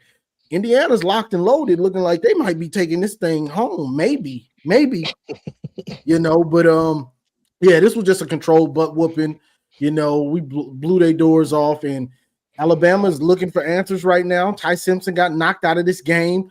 Boy, you better get down. Them boys ain't playing with you. Yeah. I'm trying to fight for you. Fucking around. Get down. Got blasted, boy. You gonna learn today. It's real for you now, boy. It's real for you now. So, Go ahead, Maniac. Yeah, Maniac last to go. Yeah, so yes, I did pick Indiana, but I didn't see this kind of ass whooping. But I told Juju, I told Garrison on your live like 2 weeks ago, Alabama's mid. Alabama's not mid. They were crying. They fucking mid. And bro, I told y'all they came in. Yeah, they going based on those rank wins they had early, bro. Teams, you just see some teams peak late, some teams doesn't. They regress. Alabama got worse towards the end of the season. You can see it, bro. This is why they should have never been in the playoffs. They get a lucky come from behind win against Oklahoma. Oh my God. Indiana dominated. Indiana is a football team, gentlemen, ladies and gentlemen. You want to look at a football team? You look at Indiana. You want to look at execution? You look at Indiana. You want to look at hitting? Look at Indiana. Everything, Indiana. This team is perfect, bro. This team is perfect. I'm just telling you. Now, no one is unbeatable. Let's make this clear. They can still be beaten. But just the focus on this team, offense and defense, bro, they're a dangerous team, man. They believe. They on that field. They got a swag to them when they on that field. They not going there, damn, can we beat them? They said we're going to punish you. They punishing teams physically on both sides. You said it, Johnny. Ty Simpson, oh, you like to run? No more. Makata, sit your ass the fuck down. Go fix your ribs, motherfucker. The fuck out of here, SEC what? The physicality of the what? Physical over here. That's the thing. Indiana plays with a controlled chaos. They team, especially on defense. They get at you, but they get at you with discipline and fundamentals. You don't see their players out of position. You don't see stupid penalties. They cornerbacks turn around. Michigan, I'm talking to you. You understand? This team, bro, and they could tackle and they gang tackle and they could get at you. And they was missing probably their best D tackle. And they still dominated the trenches. Guys, this wasn't this ass whooping. This wasn't an embarrassment. This took Alabama back years. I don't care what anybody tell me. Alabama fans, yes, you're the greatest dynasty. No one can argue that. What y'all did in a 10-year span probably would never be seen again. But it's over.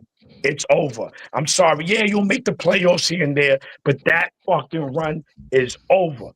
You don't get dominated like that and come back. Because that wasn't a fluke. Indiana's the only team. This is how I know they for real. The only team of every team with a bye. Remember, 1-7. That one is Indiana. And they look like, bro, they look hungry. Like they still like, yo, pass me my plate. I want to eat more. We not, bro. Shout to Signetti. Listen, if Indiana wins the national championship, this will be the greatest coaching job in the history of sports. You can't argue. Yeah, in the history of sports. All sports. Of all sports. What, bro? Indiana they have the second worst losing percentage in the history of college football. That's a fact. And in your second year, you might take them to a natty, and they not barely beating teams. They not winning fluke ways. They fucking you up. They putting their hands up. They winning these fist fights. Like, what's up, fam? Put your hands up. They're like, yo, you got it. No more, bro. I'm good. This team is for real, bro. But they got to play a team for the second time, and we know how it is. We'll get to that game. But anyway, shout to fucking Indiana. The motherfuckers look scary. Is this the worst loss in the playoffs besides the Georgia TCU game? Close. One of the worst. I mean, didn't lose 31. Y'all lose. Alabama, Michigan State. Yep. Michigan State got blanked. Y'all got blanked. Yeah. But that wasn't worse than this. No, like points wise. You're right. Anytime you don't score points, it's worse. As much as I hate Ohio State, this was worse because it was just like a fight, and they just got beat up, bro. Like Alabama, The motherfuckers was in the infirmary. Like, yo, my ribs. You could tell. Like, they probably still in Pasadena patching up because Indiana was too physical for them, bro. Hey, yo, real quick. I want to point the best case scenario for Michigan fans for the 4 remaining teams is that somehow Miami wins the national championship. I wouldn't Right? mind First of all- Indiana winning it. I wouldn't I don't mind. But mind if- Ole Miss doing it. Indiana wins it, they 16-0. They don't win the Natty, right? Which is fine. You know, it's just and For they the a Big record. Ten team, right? It's for the record. Oregon, I'm with Josh. I don't want to see Oregon ever win a national championship. No. I still- No. yeah, just Please whatever. no. And then Ole Miss, I can't root for KKK University. So No, They're so not hold it winning. on. No. We got Trinidad Miami, is All over them. but Chuck, we're gonna get to that game now. Yeah. Okay. So yeah, we got a couple of games to preview here. Hit Obviously, the super chat. Oregon- Hit the super chat first. super chats. All right. So before we get to the next games, where did I leave off on? I got you. You got it. Okay.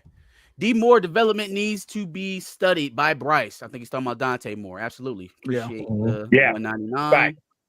Indiana is winning the Natty. It's their destiny. I think Yeah, so let's too. see. Mm. Let's So see. too. Be that way. It's looking like it, but let's see. Indy QB is corny as fuck. College football loves it. He is college Yeah. football.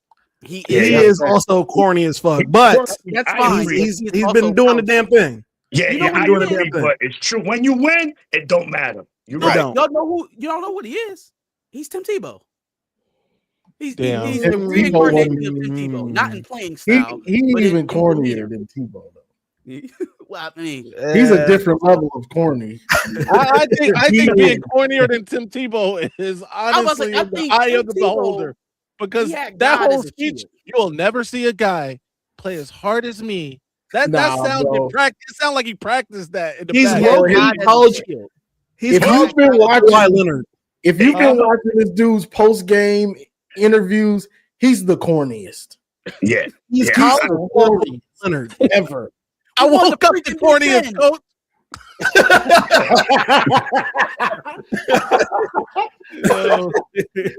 Yo, Also, crazy. before we talk Yo, about that- the did we It's talk all- about Ole Miss Georgia? Georgia, Trill we still talked on about it. Sharon's neck, bro. Georgia. Nobody, that's a fact, though. I ain't even Ole gonna argue with you. Sharon's All right, super all right. corny. Ole Facts. Miss. Let's hurry up and get this one out. We still got to talk transfer portal and then previews for the next games. Oh, So- God, let's do it. Ole Miss Georgia. Man, took my natty pick Nice. right out of the picture. Instant classic game. Ball game. What a game. I don't know. This kind of felt like Ole Miss's payoff for Lane Kiffin. I'm so happy. bouncing on them when he did. And even if he forces the coaches to come with him to LSU before this next game, and they get trounced by Miami, which I kind of expect that to go that way. It still shows the resolve of a team, right? Notre Dame didn't get a chance to do this when Brian Kelly cut out on them. And so it's good to see and to put on full display, right? The argument from Lane Kiffin's camp is I can't do what I want to do, which is compete on a national stage, national championships here in Oxford. I got to go do it in Baton Rouge. Okay, so then let him leave and then watch Ole Miss go and compete for a national championship is the greatest, I guess, mirror you can put on Lane Kiffin and who he is as an individual. Mhm. However, it seems like he's going to be forcing individuals to come and join him in Baton Rouge prematurely. So I don't know how long this Cinderella story will be, but shout out. I'm glad I'm not glad, obviously. I had Georgia winning it all. But it was a hell of a game. Hell of a game to watch. Yeah. No, yeah, definitely. That game, that was the best game to watch all year, hands down. That game was something else. I didn't want it to end, honestly. I didn't want it to end because Gunnar Stockton was getting blasted, making throws, getting back up, dragged me to the huddle. He lined up next to the guard, and the running back had to straighten him, move him over to the center. Like, him and Trinidad Chambers put on a show. I'm talking about them boys put on a show, putting it all on the line. But Trinidad and somehow we let him get out of Michigan while going to Bro, Paris. I was gonna say it if you didn't. He's from Michigan. Yeah. Yeah, Grand Yeah. Rapids. Yes. Went to Ferris. God And damn. he put on a show in that second half. At a certain time in that second half, he was 12 for 12. 13 for talking about- 13. Oh, he broke went the on to record. 13. Yeah, yeah. Running in the backfield, doing 15 yards in the backfield, doing the Madden scrambles, making something out of nothing, throwing on the run. Just, man, that game was unbelievable. That's what you want to see out of your quarterbacks. I will do whatever I have to do. I'm going to get hit in the mouth. Okay, great. That's what I signed up for. I'm not getting rid of it so I don't get hit. Guess what? I'm going to hold it and make the throw and get hit. I signed up for it. I love it. Man, that game was something else. That's what it was about. I'm looking at my nephew watching the game. I'm like, this game is playing like this is 2 NFL teams or something. Like, this is crazy, bro. Like, that game was amazing. Great game to end that. What was that? Thursday or Friday? To end that Thursday of college football. That was a great game to close it out. It was a beautiful thing. Both teams deserve to win, but Ole Miss moves on. And Lane Kiffin, he's praying to the football guys that he don't look super stupid, that he just let a natty team go. He praying. Oh yeah. Or I don't know if he wants yeah. to go. Oh. What? No, I don't know Yeah. what I'm doing. Yeah, this is. I mean, just like Johnny said, man, this was the game of the day. You're talking about two heavyweights, man, going at it again. It also shows it's tough to beat the same team twice. Mind you, Ole Miss was dominating that game the first time. They gave up a 9-point lead in the fourth quarter on the road in Athens. Georgia found the way to win. And in this game was the opposite. And mind you, Georgia went up 21-12. This looked like this game was going to get away from Ole Miss. But guess what? Kudos to the coaching staff at KKK University. They made sure that these players stood in, they showed dog, they show resolve. Now I picked Georgia to win. I was telling these dudes, again, Garrison, all these dudes, their defense suck. All right, here we go. Anyway, Trinidad Chambers is the one player that's not being spoken about enough in this playoffs, man. This guy is an amazing, amazing player. He wasn't even the starter coming into the season. Their starter got hurt. He came in and never gave up the job again. So we're talking about destiny. It might be Ole Miss destiny to win it all. Who knows? That'd be wild. But this game had everything you wanted. You had fake punts. You had long field goals. You had long plays, running the ball, physicality, back and forth. This take the lead. They take the lead. What a fucking game, bro. What a game. Shout to both teams. But, man, Kirby again. Yes, he's the best coach right now, but he be slipping. He should. I think this is a game they should have won, but, Blitzing six in that situation was stupid. Yeah. And you also got to remember, you had 3 players on Georgia, Kobe Young and 2 other players that they were mocking the U. They from Miami. After the SEC championship, they're like, yeah, the grass is greener. And Miami started trolling them after they lost. So, look, man, it's tough, man. College football, they were 12-1. And it looks like Georgia was one of the favorites, and you got a team like Ole Miss, no one really spoke about. They lost their head coach. Yeah, they're going to beat Tulane, but that's where it ends after that.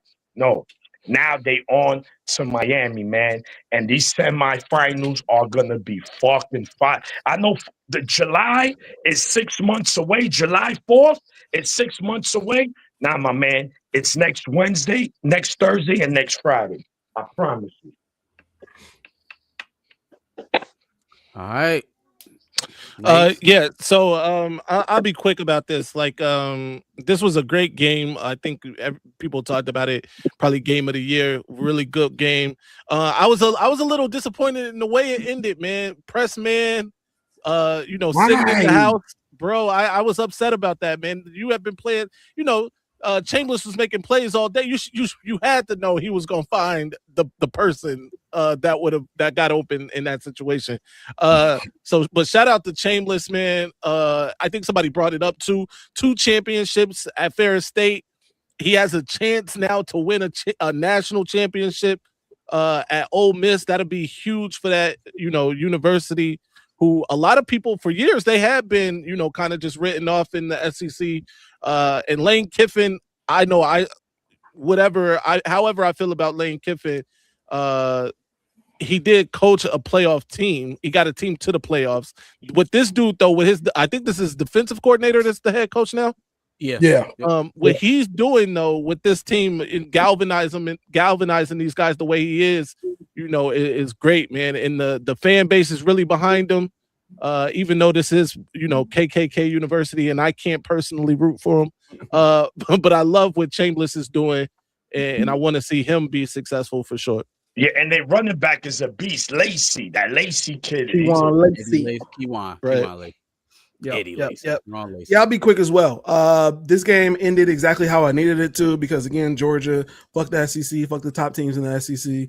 But then also, Lane Kiffin is a hoe.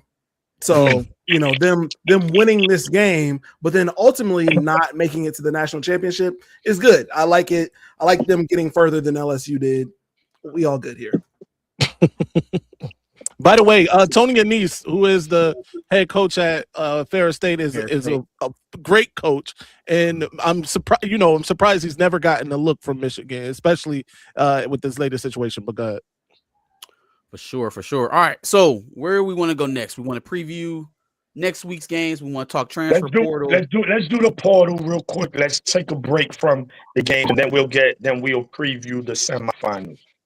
So transfer portal opened up yesterday, January 2nd. There are over 2,000 players in the portal. Before we start talking specific, 3,300 last count. Crazy. Damn. Crazy. So yeah, before we start talking specifics about our teams, right? I feel like the amount of complaining that college coaches have over the portal, even after they close down the spring portal, and the amount of kids who are essentially signing themselves up to be excised out of college football because 3,300 people are not getting picked up by college teams next year. Right. It'll probably be more like 1,000, and then it'll be the top 1,000 out of the group. That this drastically changes. I don't know what that change is going to be, but the days of, well, I've been talking to Team X for the last 2 weeks, and they offered me more money, so I'm in the portal. I do think that is starting to come to a close because it's not really serving the players to move that way. They're being coaxed and suggested to do so by agents, by opposing programs, but there's nothing really beneficial to like a college freshman or even a college sophomore entering the portal and starting their development over from scratch because they're getting paid more money. If we're talking from a financial standpoint, it might make sense, but football wise, it's not really working for anybody. So I just wanted to at least put that focus on it before we start belly aching about guys we lost. It just doesn't really make sense that there are that many people for so many spots, only so many spots. The spots are finite, and there's infinite amount of people trying to get them. Facts. No, definitely. Yeah, man, look, my take on the portal, I think, it has its pros, it has its cons. The pro is that if you got like 2 players in front of you, then you like, yo, bro, there's no way. Then, let me get up out of here. I could probably either be a 1 or a 2 at another team where I know that in this day and age of college football, you need 2 running backs. I don't care what anybody tells me. You need 2 running backs. Every team does, right? But just to leave for money, being a hoe for money, that's the problem. And a lot of teams, like you said, Marcus, you got people They could say what they tampering with these players. Yo, hit yeah, that for guy sure. up from this. Tell him, yo, he gonna offer you that 1.8. How much they giving you? 500,000. Yo, we got 1.8 on the table for you. Yep. I'm out of here, and I'm gonna Yeah. be the starter. So there has to come a point where the NCAA, have to come up with a rule where it's the Wild Wild West. And you said, what you said, Maze? How many? 3,300? 3,300 might be more than that. Yeah. Bro, that's ridiculous. Like Marcus said, there's no way 3,300 players are gonna find a home. It's not gonna happen. It's not. Yeah. Let's call it like it is. So, there has to be a change. There has to be a cap, or some kind of contract, because now there's money involved. If I'm running my program contract-wise, I don't care. I'll be the first to do it. Yo, you can't do that. Well, yes, I am. You got to play with me a minimum 2 years before you could transfer. If not, all that money I gave you, you got to give it back to me. Every single fucking penny. That's it. That's You what's gotta going give on it- with Georgia's edge. The guy who transferred to Missouri, Georgia's suing him. He transferred after 1 year. It was in his contract, and now they're taking him to court. Good. Wow. It needs to be a change, bro, because it's getting out of control, bro. It's just getting out. Like it just feel like everybody's I'm going to the portal. For what? I don't know. Everybody else is doing it. Let me just go. Right. To the portal. Yeah. I Like, got a call from Bobo down in Oxford, and he said they got $2 million for me. Yeah, the portal is going crazy, and everybody going. You got guys going for money, just checking to see how much money they can get. Then you got guys going because they don't want to sit the bench, and a lot of y'all need to sit that bench. You need to be on the bench, right?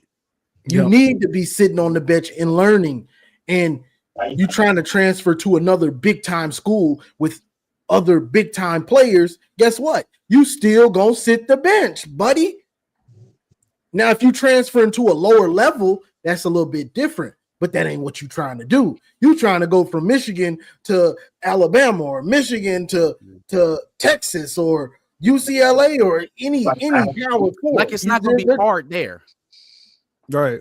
Yeah, exactly. Like you're not going to where it's going to be easier for you to get on the field, and that's part of the problem. And then the money. So NCAA has to step in and do something about it. Will they?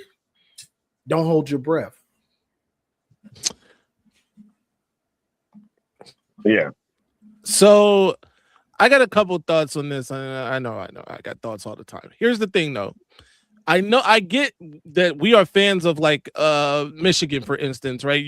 College football fans are fans of the program that they root for and all of that. But the thing is this, bro. Nobody has this vitriol when the coaches decide to leave for more money. Oh no. The coaches decide to go. No. I know that. What I'm saying though is it's different, bro. It's like, who is Ole Miss taking Lane Kiffin to court? You know what I mean? Like the coaches get less of this though than the players do, right? Yes. If a coach decides to leave to go to a better program, or a program that he perceives as better, then it's different than a kid saying, yo, like this team over here has a better chance to win, maybe, or this team over here is offering me more money, or this team over there, the depth chart isn't as crazy as over here. And I'm not saying that I necessarily like that, but I am saying that it is a free market for a reason, and they can do that thing, and that's why they're doing it, right? And it's basically created this free agency, and until there's some sort of collective bargaining, which I've spoken about, until there's some sort of regulation on this thing, then this is what we can expect. I don't think it's going to change because people don't like it. So there are Somebody gotta do rules on the books to stop some of this, at least the tampering part. Like there are rules against tampering. It's just not being enforced.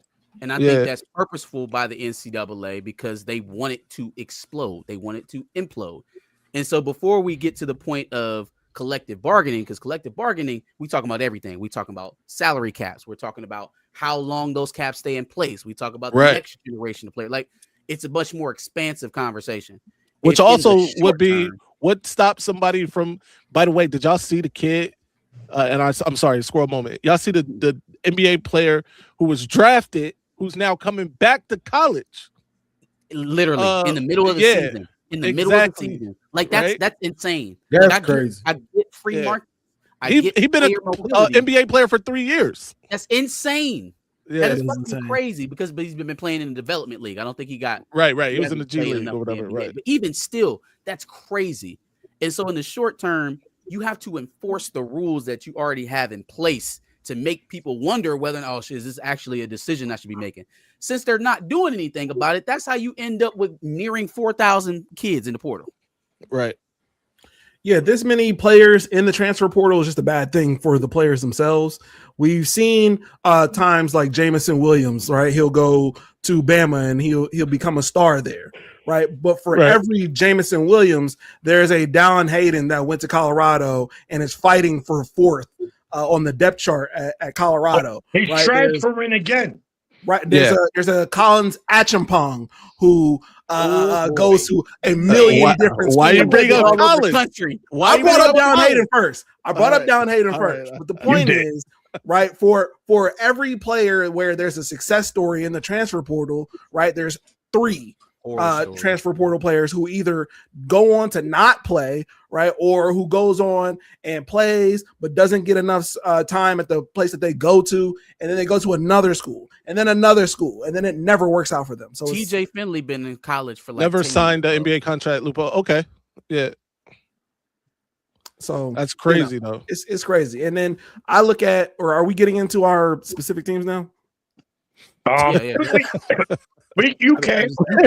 I pulled up the list, so I'm just like, I kind of want to talk about it. Yeah. Go ahead. So when I look at the Buckeyes specifically and the guys who are leaving, right, for the most part, I understand most of these players, like a Lincoln Keenholz, right, who's probably not going to get much time in between Julian Saint and Tavian St. Clair. Right? Tavian St. Clair I look never at- see the field. Anyway, I look at Jelani Thurman, right, who was supposed to become a guy, but now is 4th or 5th on in our tight end room, right?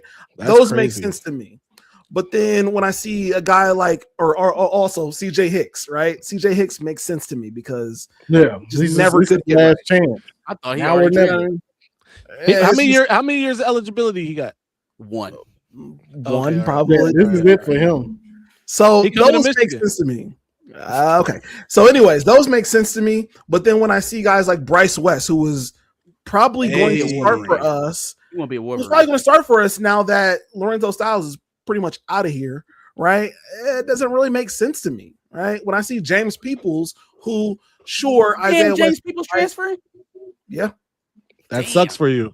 That's your running back, He right? barely got the ball. He barely got the ball. Yeah, because Bo got that pack until he Yeah. leaves. well, yeah, Yeah. Bo Jackson can be I the mean, but starter, you but I need feel two. like James No, but you Peoples need could be that.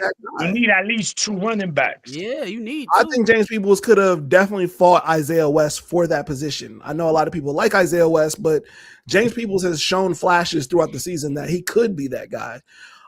So him just completely giving up, either we're getting a big time running back in the portal or it just doesn't really make sense to me. So the biggest things that we need to address is obviously going to be the trenches. It's obviously going to be the depth in the trenches.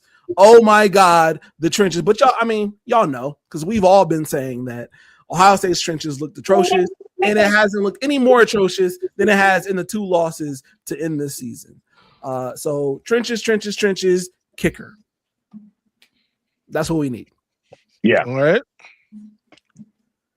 Going first on our stuff. Okay. We at what were we at? We at like about 16 players in the portal currently and counting. Yeah. Andrew Sprague, I Yep. think is the last one, which he was a starter. So that's No, kind of exciting. Guanera is in the Guanera. portal. Oh, was the last Guanera. Yep. What was the latest one? Excuse me. So that's 2 O-linemen who started, who got a lot of playing time. Cole Sullivan, probably of all the players, that one was a head scratcher. For one, Yeah. he was guaranteed to start next year, and he was a baller. People are saying that he still has the option to come back, and this looks more like a He's trying to get some money. negotiation thing. Yeah, he's trying to He's get some trying money. to, so we'll see what Okay. comes out of that. But listen, Kyle Whittingham might be on some bro. If you don't want to be here, we're gonna offer you this. If you don't like it, keep it moving. So Deke Berry, Elijah Dotson. We got a lot of players, right? Etta. So, Davis Warren. Davis Warren. Davis Warren. Underwood. Yeah, who knows? Who knows? Who knows, bro? Listen, at this point, this coaching staff for Michigan, they're gonna have a busy off season. And it's already been known that the donors are willing to open up the checkbook. So listen, man, there's no excuses. You go in the portal, you gotta get what you gotta get. We're gonna need a minimum. I mean, me and Johnny was talking. He was like, yo, about 25 to 30. And I agree. We might need that at least minimum. And I'm telling you, Michigan is not done with players leaving. I'm pretty sure we might see another 5 because the portal opens up Monday, if I'm not mistaken. So, it's open now. It opened yesterday. It's open, opened up yesterday. Okay, my bad. So, listen, I know the wide receiver from North Texas. He was like number 3 in the nation and receiving yards or something. He's visiting Michigan. So Miles Morgan. Oh, yes, he's going on. He's an OSU lock. He taking. Oh no! No! He going to the MAC. I think so. Most of the guys that are in the portal right now were either early on in their development or guys that were stuck in the roster. I think the ones that stand out are Guinera, Sprague, Sullivan, and maybe Zeke Berry. So I kind of understand where Zeke Berry is coming from. Zeke Berry was playing with Lamar Morgan for the last 2 seasons, and he has no idea who his secondary coach is right now. Like, I would be probably like, this is his last draftable year. If he's not going to the draft. Well, we just hired a secondary coach, I think. Did we? Who did we get? Yeah. BYU's defensive back coach. Okay. Is that Guilford? Is that who they were talking about in the chat? Yeah, I think so. Okay. So, but I mean, that happened. That had to have happened today because we had. It happened while we were on here, I think. Yeah. Okay. So, that being a question, I would look and see where my stuff is. Sullivan, if he's trying to see if he can get paid more elsewhere, that does put a little bit of pressure on the donors to make him, because I mean, there isn't another starting level linebacker, at least middle linebacker on the roster as of right now.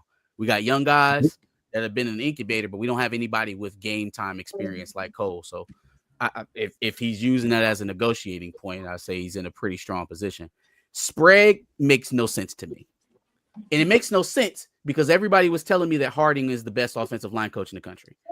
His numbers certainly say that he's a very good offensive line coach. He's got potentially 2 first-round linemen going in the draft this year. But for me, if there was anybody who got let go out of that staff that maybe earned their spot to stay, it was probably Grant Newsome. I know we weren't in love with offensive line play this year. Michigan was a top 10 rushing team, and they were on a short list for Joe Moore. So, yeah, you may have a better guy coming in. This guy recruits. He's filled your coffers, and now you got 2 potential starters for next year in the portal. Yeah. So I would have moved him back to tight ends. I would have moved him back to tight ends. And Marcus, real quick, he got his damn brother coaching tight end. Sprague and Guinera, I believe, have a no contact clause. So they pretty much know where they're going. They know where they're going. So yeah. And remember, what was our center that went to Missouri? Gadis. He was the center. He went to Missouri. About Dom Judice. Yeah. Yes. Judice. So you're right. They might be on their way over there. That's bro. Lindsay, but we got Haywood and Babola. So I think we'll be good. Yeah. And I hope so, right? But those are just guys we haven't seen play. I've seen Sprague play right tackle for 2 seasons now. I like what we were getting in him. I like the potential of moving him inside to play guard. But outside of that, most of the guys are, NFL declarations and Marcus, I'm sorry. One more time. Aaron Scott in the portal? Aaron Scott, what are you doing, bro? Wow. Aaron Scott, what are you doing? Bryce West and Aaron Scott, come on home, baby. Both of y'all, come on. Neither one of them are going to Michigan, but Come on. Aaron home. Scott, why? Come on. Why? Hey, Come both on, of them might come to Lord. Michigan. You Aaron got doesn't plenty play. of burn He don't here. What are you play. doing? He didn't play all year. Aaron Scott got plenty of burn. No, they moved Devin No, Sanchez. y'all got Devin Sanchez. Devin Yeah. Sanchez. Aaron Scott got plenty of burn for where he was. And Devin Nosen is and- gone. And Maine might Somebody been leave. talking to him for the last month, saying you're gonna be Yup. our starting corner. We're gonna pay you. Maine in the $5 portal too. I million. just saw it. Who? Stupid decision. Jermaine Matthews in the portal. No. Damn. I'm joking. I'm joking. He's not. Yeah, Yeah, I know. he's joking. yeah, no, ain't no way. I was trying to get I'm you. like, he's a starter. Why would the fuck he Right, like, come on, stop it. He Josh, leaving. He out of Josh, there. it looked like Iggy. You It looked like Iggy handed down his traits to Devin Sanchez the way he was holding. Possibly, but he's a freshman. Yo. So That's the new Okay. era. But, Y'all got a but new Josh, generation. I was hearing from a lot of your fan base, not all, that Devin Sanchez is the Jeremiah Smith of I heard that a lot. Oh too. my! Hey, they I got to heard a lot. stop it, bro. They got to Yeah, stop yeah. it. Yeah, And he don't I get will me say this. wrong. Let me say this. Let me say this about the transfer He's portal. talented. He's a talented guy. Don't get me wrong. But Pull me bro, up, John. he's nothing. He's not even Will Johnson, bro. Will Johnson was him as a true freshman. Let's keep it real. That's facts. Go ahead, Mace. Yeah. So as far as the transfer portal goes, I too think that Sullivan is really the only one that we are going to that hurts right now. Jasper Parker, I wanted to see Jasper Parker stay, just selfishly.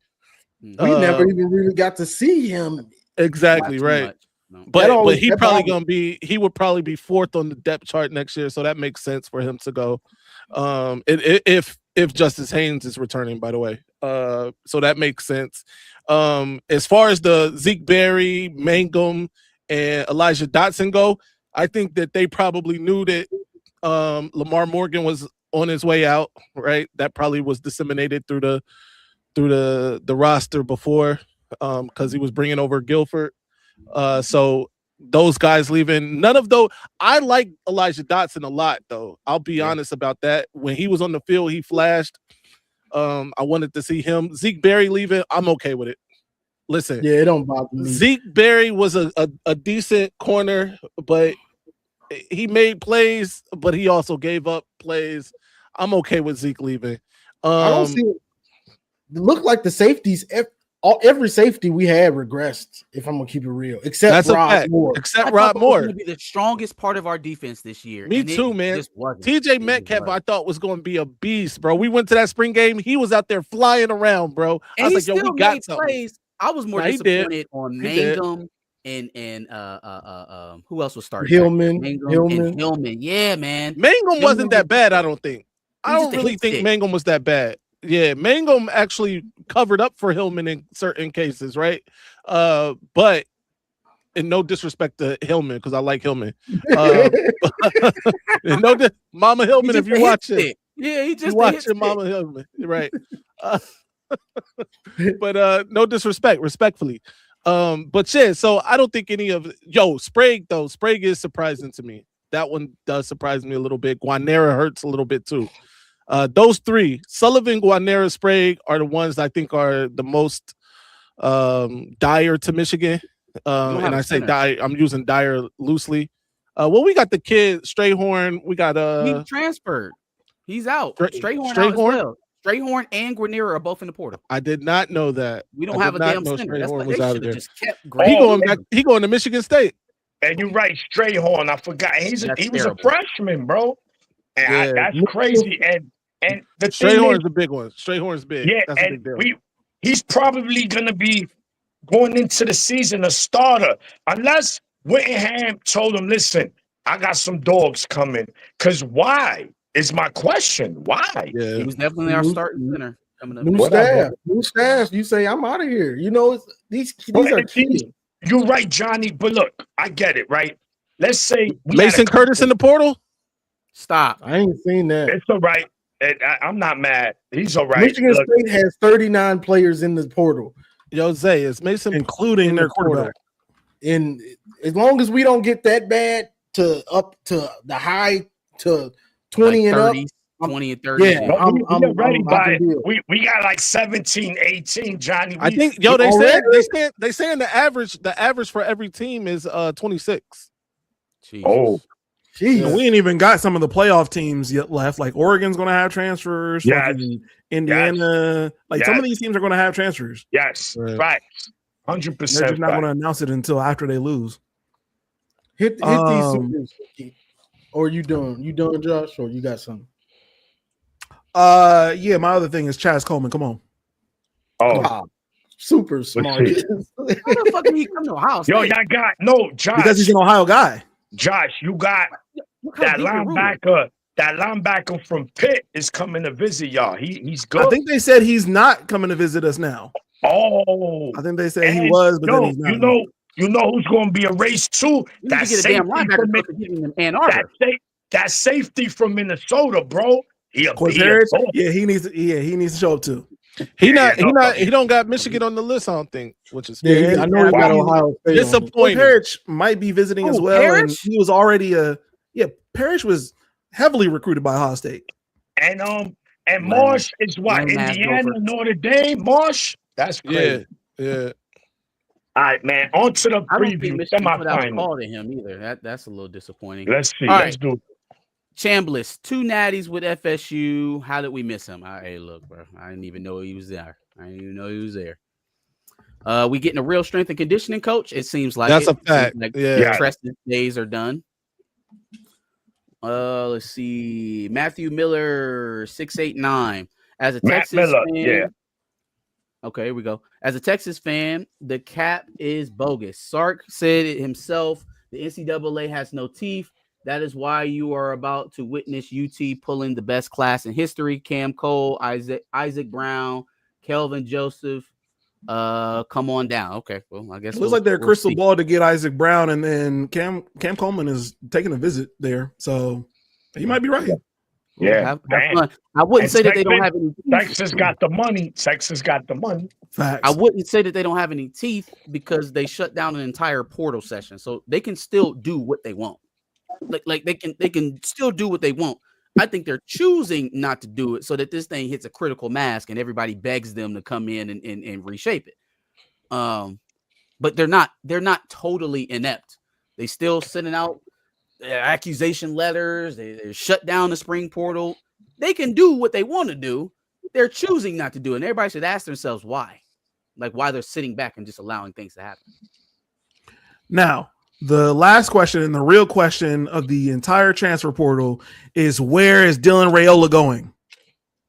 Damn. Everybody wants to know, where is Dylan Raiola going? I already, Josh. Apparently, I it's already- not Texas Tech. I got the drop. I got the drop, Josh. Oh shit. Burger King Tech. Would y'all? Well, actually, I'd be Oh. fairly happy. What if he ended up at Michigan State? He could. That'd be What good. if That's Dylan all Raiola right. ended up at Michigan State with Pat Fitzgerald? Yeah, That's hey, possible. you want to That's lose? not You happening. want to lose? They Yeah, I'm gonna about to say have he'd be the pay best quarterback Pat Fitzgerald ever had. I think the only place for him to go is Texas Tech. We got to see it full circle. They don't want him. They don't And want they, him. now we God talking about made him money. like this. They got it. Right. All right, Nice. so let's go ahead and preview the next games for next week. Indiana versus Oregon. It's a rematch from the regular season. Rematch from the. Did they? No, that was Ohio State. So yeah, rematch from the regular season. Oregon got one over. Probably their best win in the regular season. When is this game going to be played? Wednesday. I think Wednesday. all the right. Thursday, the 8th. Thursday Right. the 8th. Okay. Yeah, I really don't have much thoughts on it. I feel like this is a very evenly lined up game. It's very hard to Yes. win and beat a team twice in the season. Yes. Sure. I don't know, man. I could see this going either way. I have a little bit of confidence in Dante Moore, Oregon's offense. They're playing well on defense. Indiana's playing lights out on both sides of the ball. They already beat Oregon once. This is a toss-up for me. I have no idea. This game is played on Friday too. Oh, I'm It's the sorry. ninth, man. So it's the Friday 9th. the 9th. All right. So Yeah. all right. So the Miami the is Ole Miss Thursday. game is the 8th. All right. Thank you, Johnny, for that. Maze, what's up? Yeah, it is hard to beat a team twice in the same season. We know that for sure. Look no further than Oregon a season ago, but also look no further than Oregon a few seasons ago when DeBoer in Washington put 2 beatdowns on Oregon. If anybody can lose twice in the season, it's Dan Lanning in Oregon. I'm taking Wow. Indiana. Okay. Oh,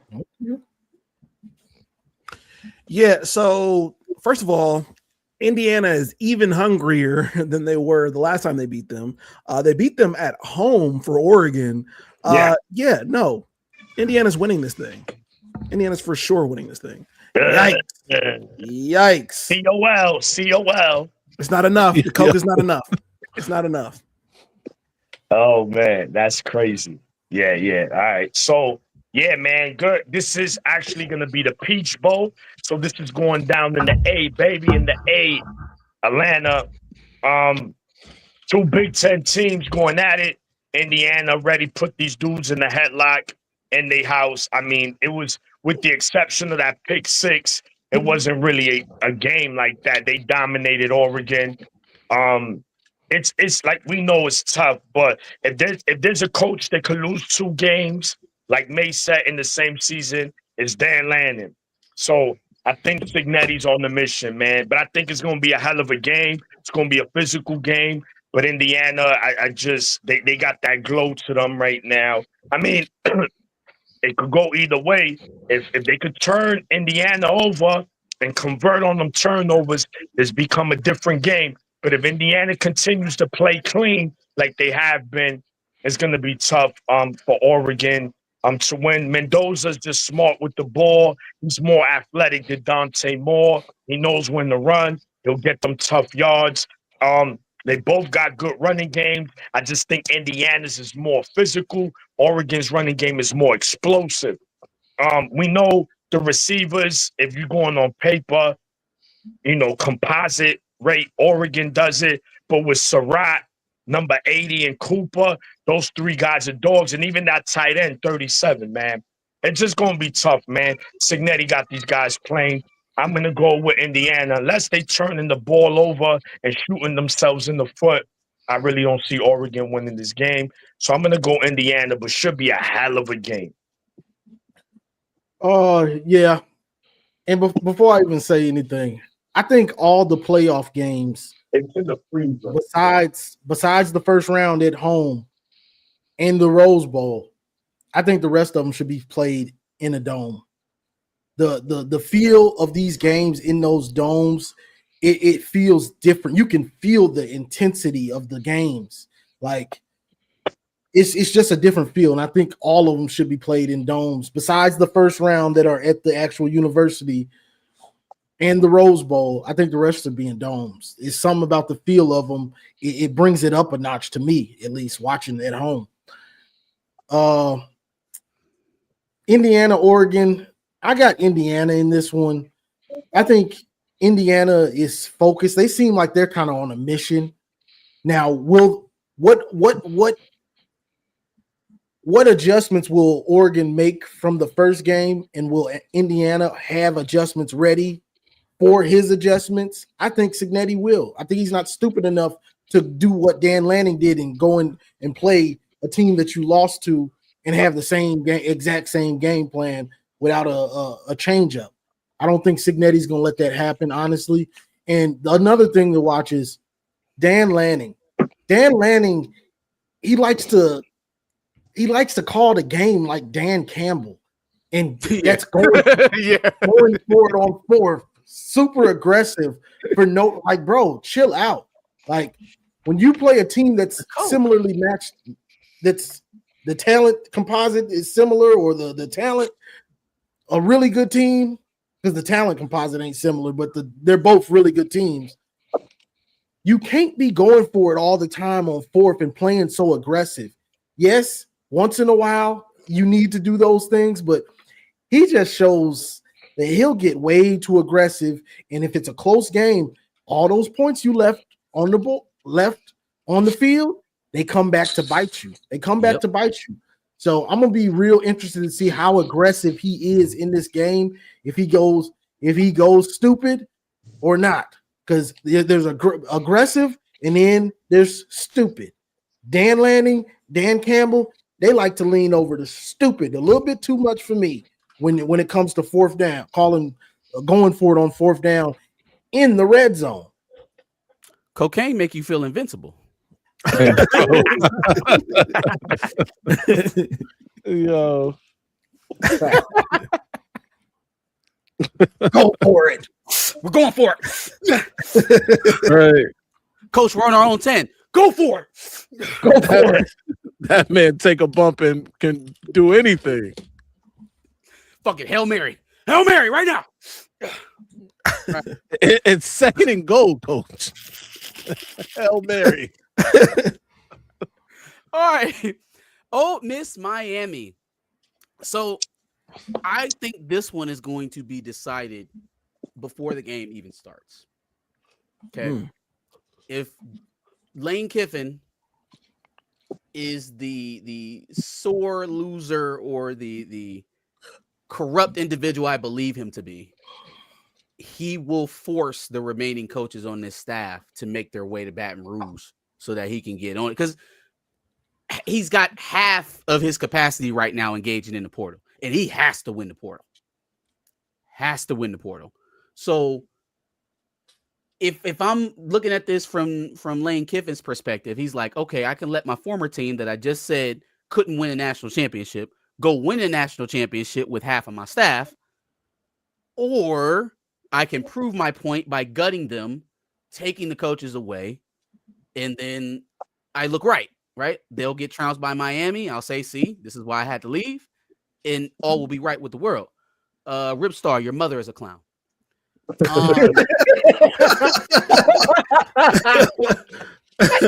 so casual. If he doesn't take the staff, then I think Ole Miss could compete in this game. I think they have a chance. I I'm don't not think leaving. it's happening if he take them away. I'm not leaving right now. I'm not leaving. If I'm the players, the staff, I'm not leaving. I'm sorry. Right. It's natty. You gonna lose Right. your job though over this? You gonna lose your job Yeah. over it? Yes. Okay. I'm the Jordan era. I want that ring. Yeah. If they do, I hope they make it known that he tried to coax them out. Because it's just rumor right now. But I hope they make it very clear, like, because they've already said he pretty much tried to get us out of here before the playoff game. Wow. Like he wanted us out of here before the playoff game. They said it without saying it. The head coach was like, I made it very clear that I wanted to finish the job here to Lane. So I think ultimately this comes down to how the team's constituted. If they're as presently constituted, they have a chance to beat Miami because they can outscore them. Miami is not as fast-paced or as quick strike as Ole Miss is. And I don't know if the offensive line pressure is necessarily a match for Ole Miss's tempo. I think they can nullify a lot of what Messiador and Bain can do by just leaving them on the field and going up and down. Right? They were tired at halftime. Bain and Messiador were gassed at halftime. Yep.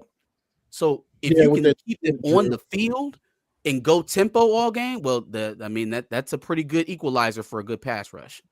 It just depends on who's calling the plays and who's getting the team together.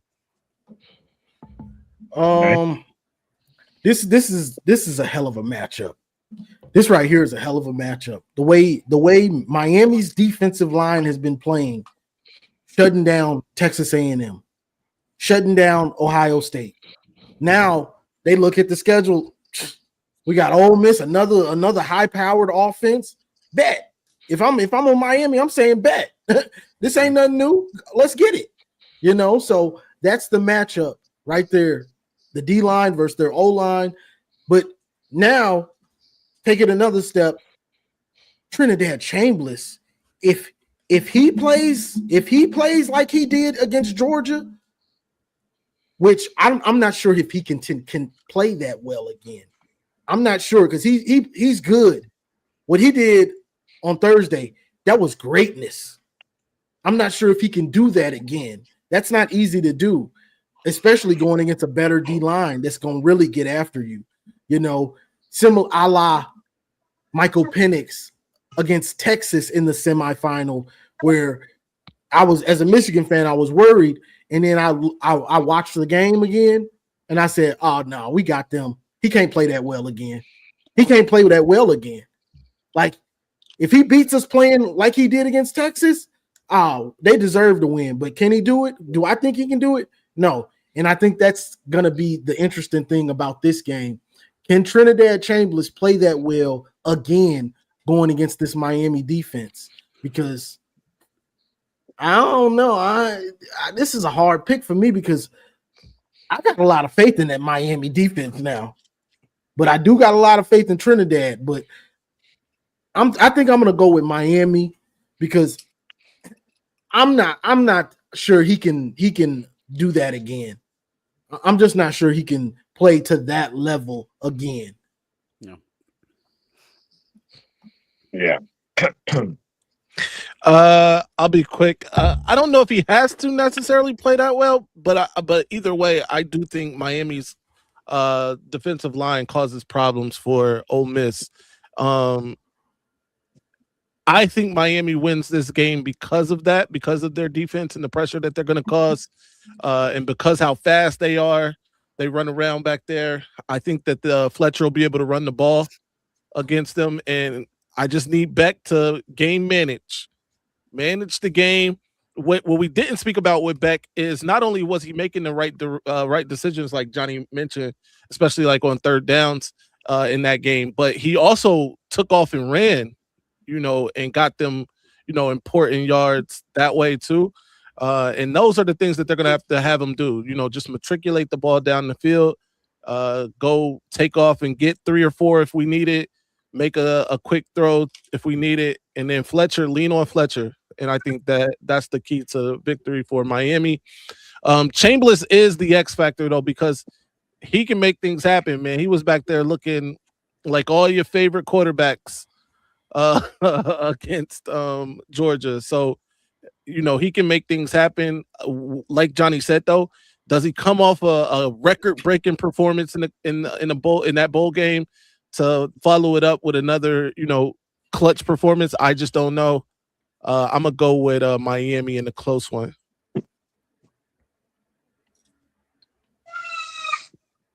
Who up, Josh? Yeah. So first of all, I definitely have this game being Ohio State versus Georgia. And that says a lot because both teams overtook the team that was ahead of them, right? And so that's a lot should be said for both Miami and Ole Miss to getting to this point.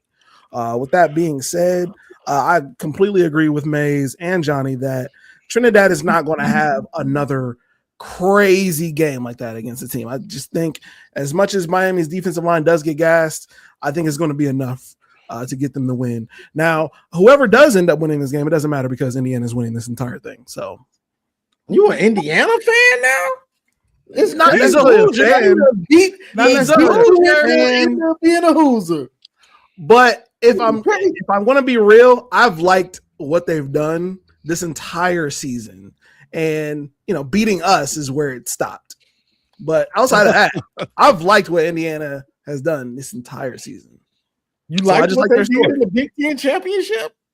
Again, until they beat us, that's where it stops, right? But everything else, I've liked the story of Homeboy taking them from a 2-win team to where they are now. I like it. Beating y'all was the easiest part of what he did. What? Huh? No, go ahead. What? Okay. Anyway, thought so. So yeah, no, Indiana's winning this whole thing, and Big Ten 3 years in a row. SEC looking shell shocked. It's amazing. They put in, what did they put in 5 SEC teams? And then the final weekend before the national championship, look who you got 2 Big Ten teams, 1 SEC, and it wasn't the SEC team everybody thought was going to be there, and then ACC team left in the field. Right. Yep. So much for stacking the field. Yeah. No, man, this is this is definitely going to be the game next week to watch, man. Trinidad Chambers, I think he can replicate what he did last week. I think he's that good. They got, and because I'm going to tell you, The thing is, Ole Miss is a balanced offense. They just don't rely on their quarterback to make plays. They could run the ball. So Miami's going to have to count for everything. You have to guard. They could attack you vertically. They could attack you on the sidelines. This is a dangerous offense with an athletic quarterback who has high IQ. Now, of course, that's the question. Can he? I know he can, but will he? Excuse me, is the question. Miami, this is the Destiny Bowl, man. This is the Destiny Bowl. Two teams that we did not expect to be in this position right here at the semifinals. I believe Mays mentioned it. As long as Carson Beck could be a game manager, don't put his defense in bad positions, take care of the ball, make smart decisions, it's going to be hard to beat Miami. They're the more physical team. They're better defensively. Ole Miss is better offensively, but it doesn't matter. Run the ball, take the air off the ball, shorten the game, phone booth, phone booth, phone booth. They get Ole Miss in the phone booth. This is a Miami game. If Ole Miss could turn this into a shootout, I don't know how many guns Miami got. You know what I'm saying? That they could just pull out and keep doing that. So it's going to be interesting. Turnovers are going to be huge in this game, without a doubt, because I don't know if Miami or Ole Miss can really come back from those, depending when in the game those turnovers happen. So, I love this game, man. I can't wait to watch it. I'll be there with my Hennessy. But I'm gonna go Miami only because of what they've done to the two offenses they played in the playoffs, and these ain't Mickey Mouse offenses. They got a total of 12 sacks in 2 games. 12 sacks in 2 games, bro. That's crazy. And they only given up a total of 17 points. So you got to go Miami on paper. But, bro, both these games could go. I could see Oregon versus Ole Miss in the Natty as well. Like, that won't shock me. So, Indiana, Miami for all the marbles. Let's talk about it. Hey, whoever said Oregon versus Miami is going to be the Coke Bowl is hilarious. Yo, that was good. That was good. I saw that. hey, Dan Lanning might go off the Rico, get some of that pure Purico out there, bro. Yeah. You Michael Irvin has been looking like he's on the court. He gonna link up with Irvin, bro. They part of the ski teams. Yeah. Let's go Hey, ski. Michael They Irvin been about to go- wilding. They about to go slalom in that. That's crazy. Yo. So we'll be back. bro. We'll be back next Saturday to recap the semifinal games and obviously talk about who's in the Natty, man, and update on the transfer portals and who our teams landed and who else did we lose. So No till doubt. next week, thank everybody for tuning in. Enjoy your Saturday. Again, Happy New Year to everyone. Happy New Have Year. a safe one. Don't be a knucklehead. And we out. I'm upset. I don't say much, but bro, we only got 30 more minutes. 30 more minutes, we get everything we fucking work for. Them boys ain't work how we work. They ain't feel how we feel. They ain't cry how we cry, gang. You can see they don't got the energy we got, bro. They don't want it how we want it, bro. 30 more minutes, all we got is 0-0.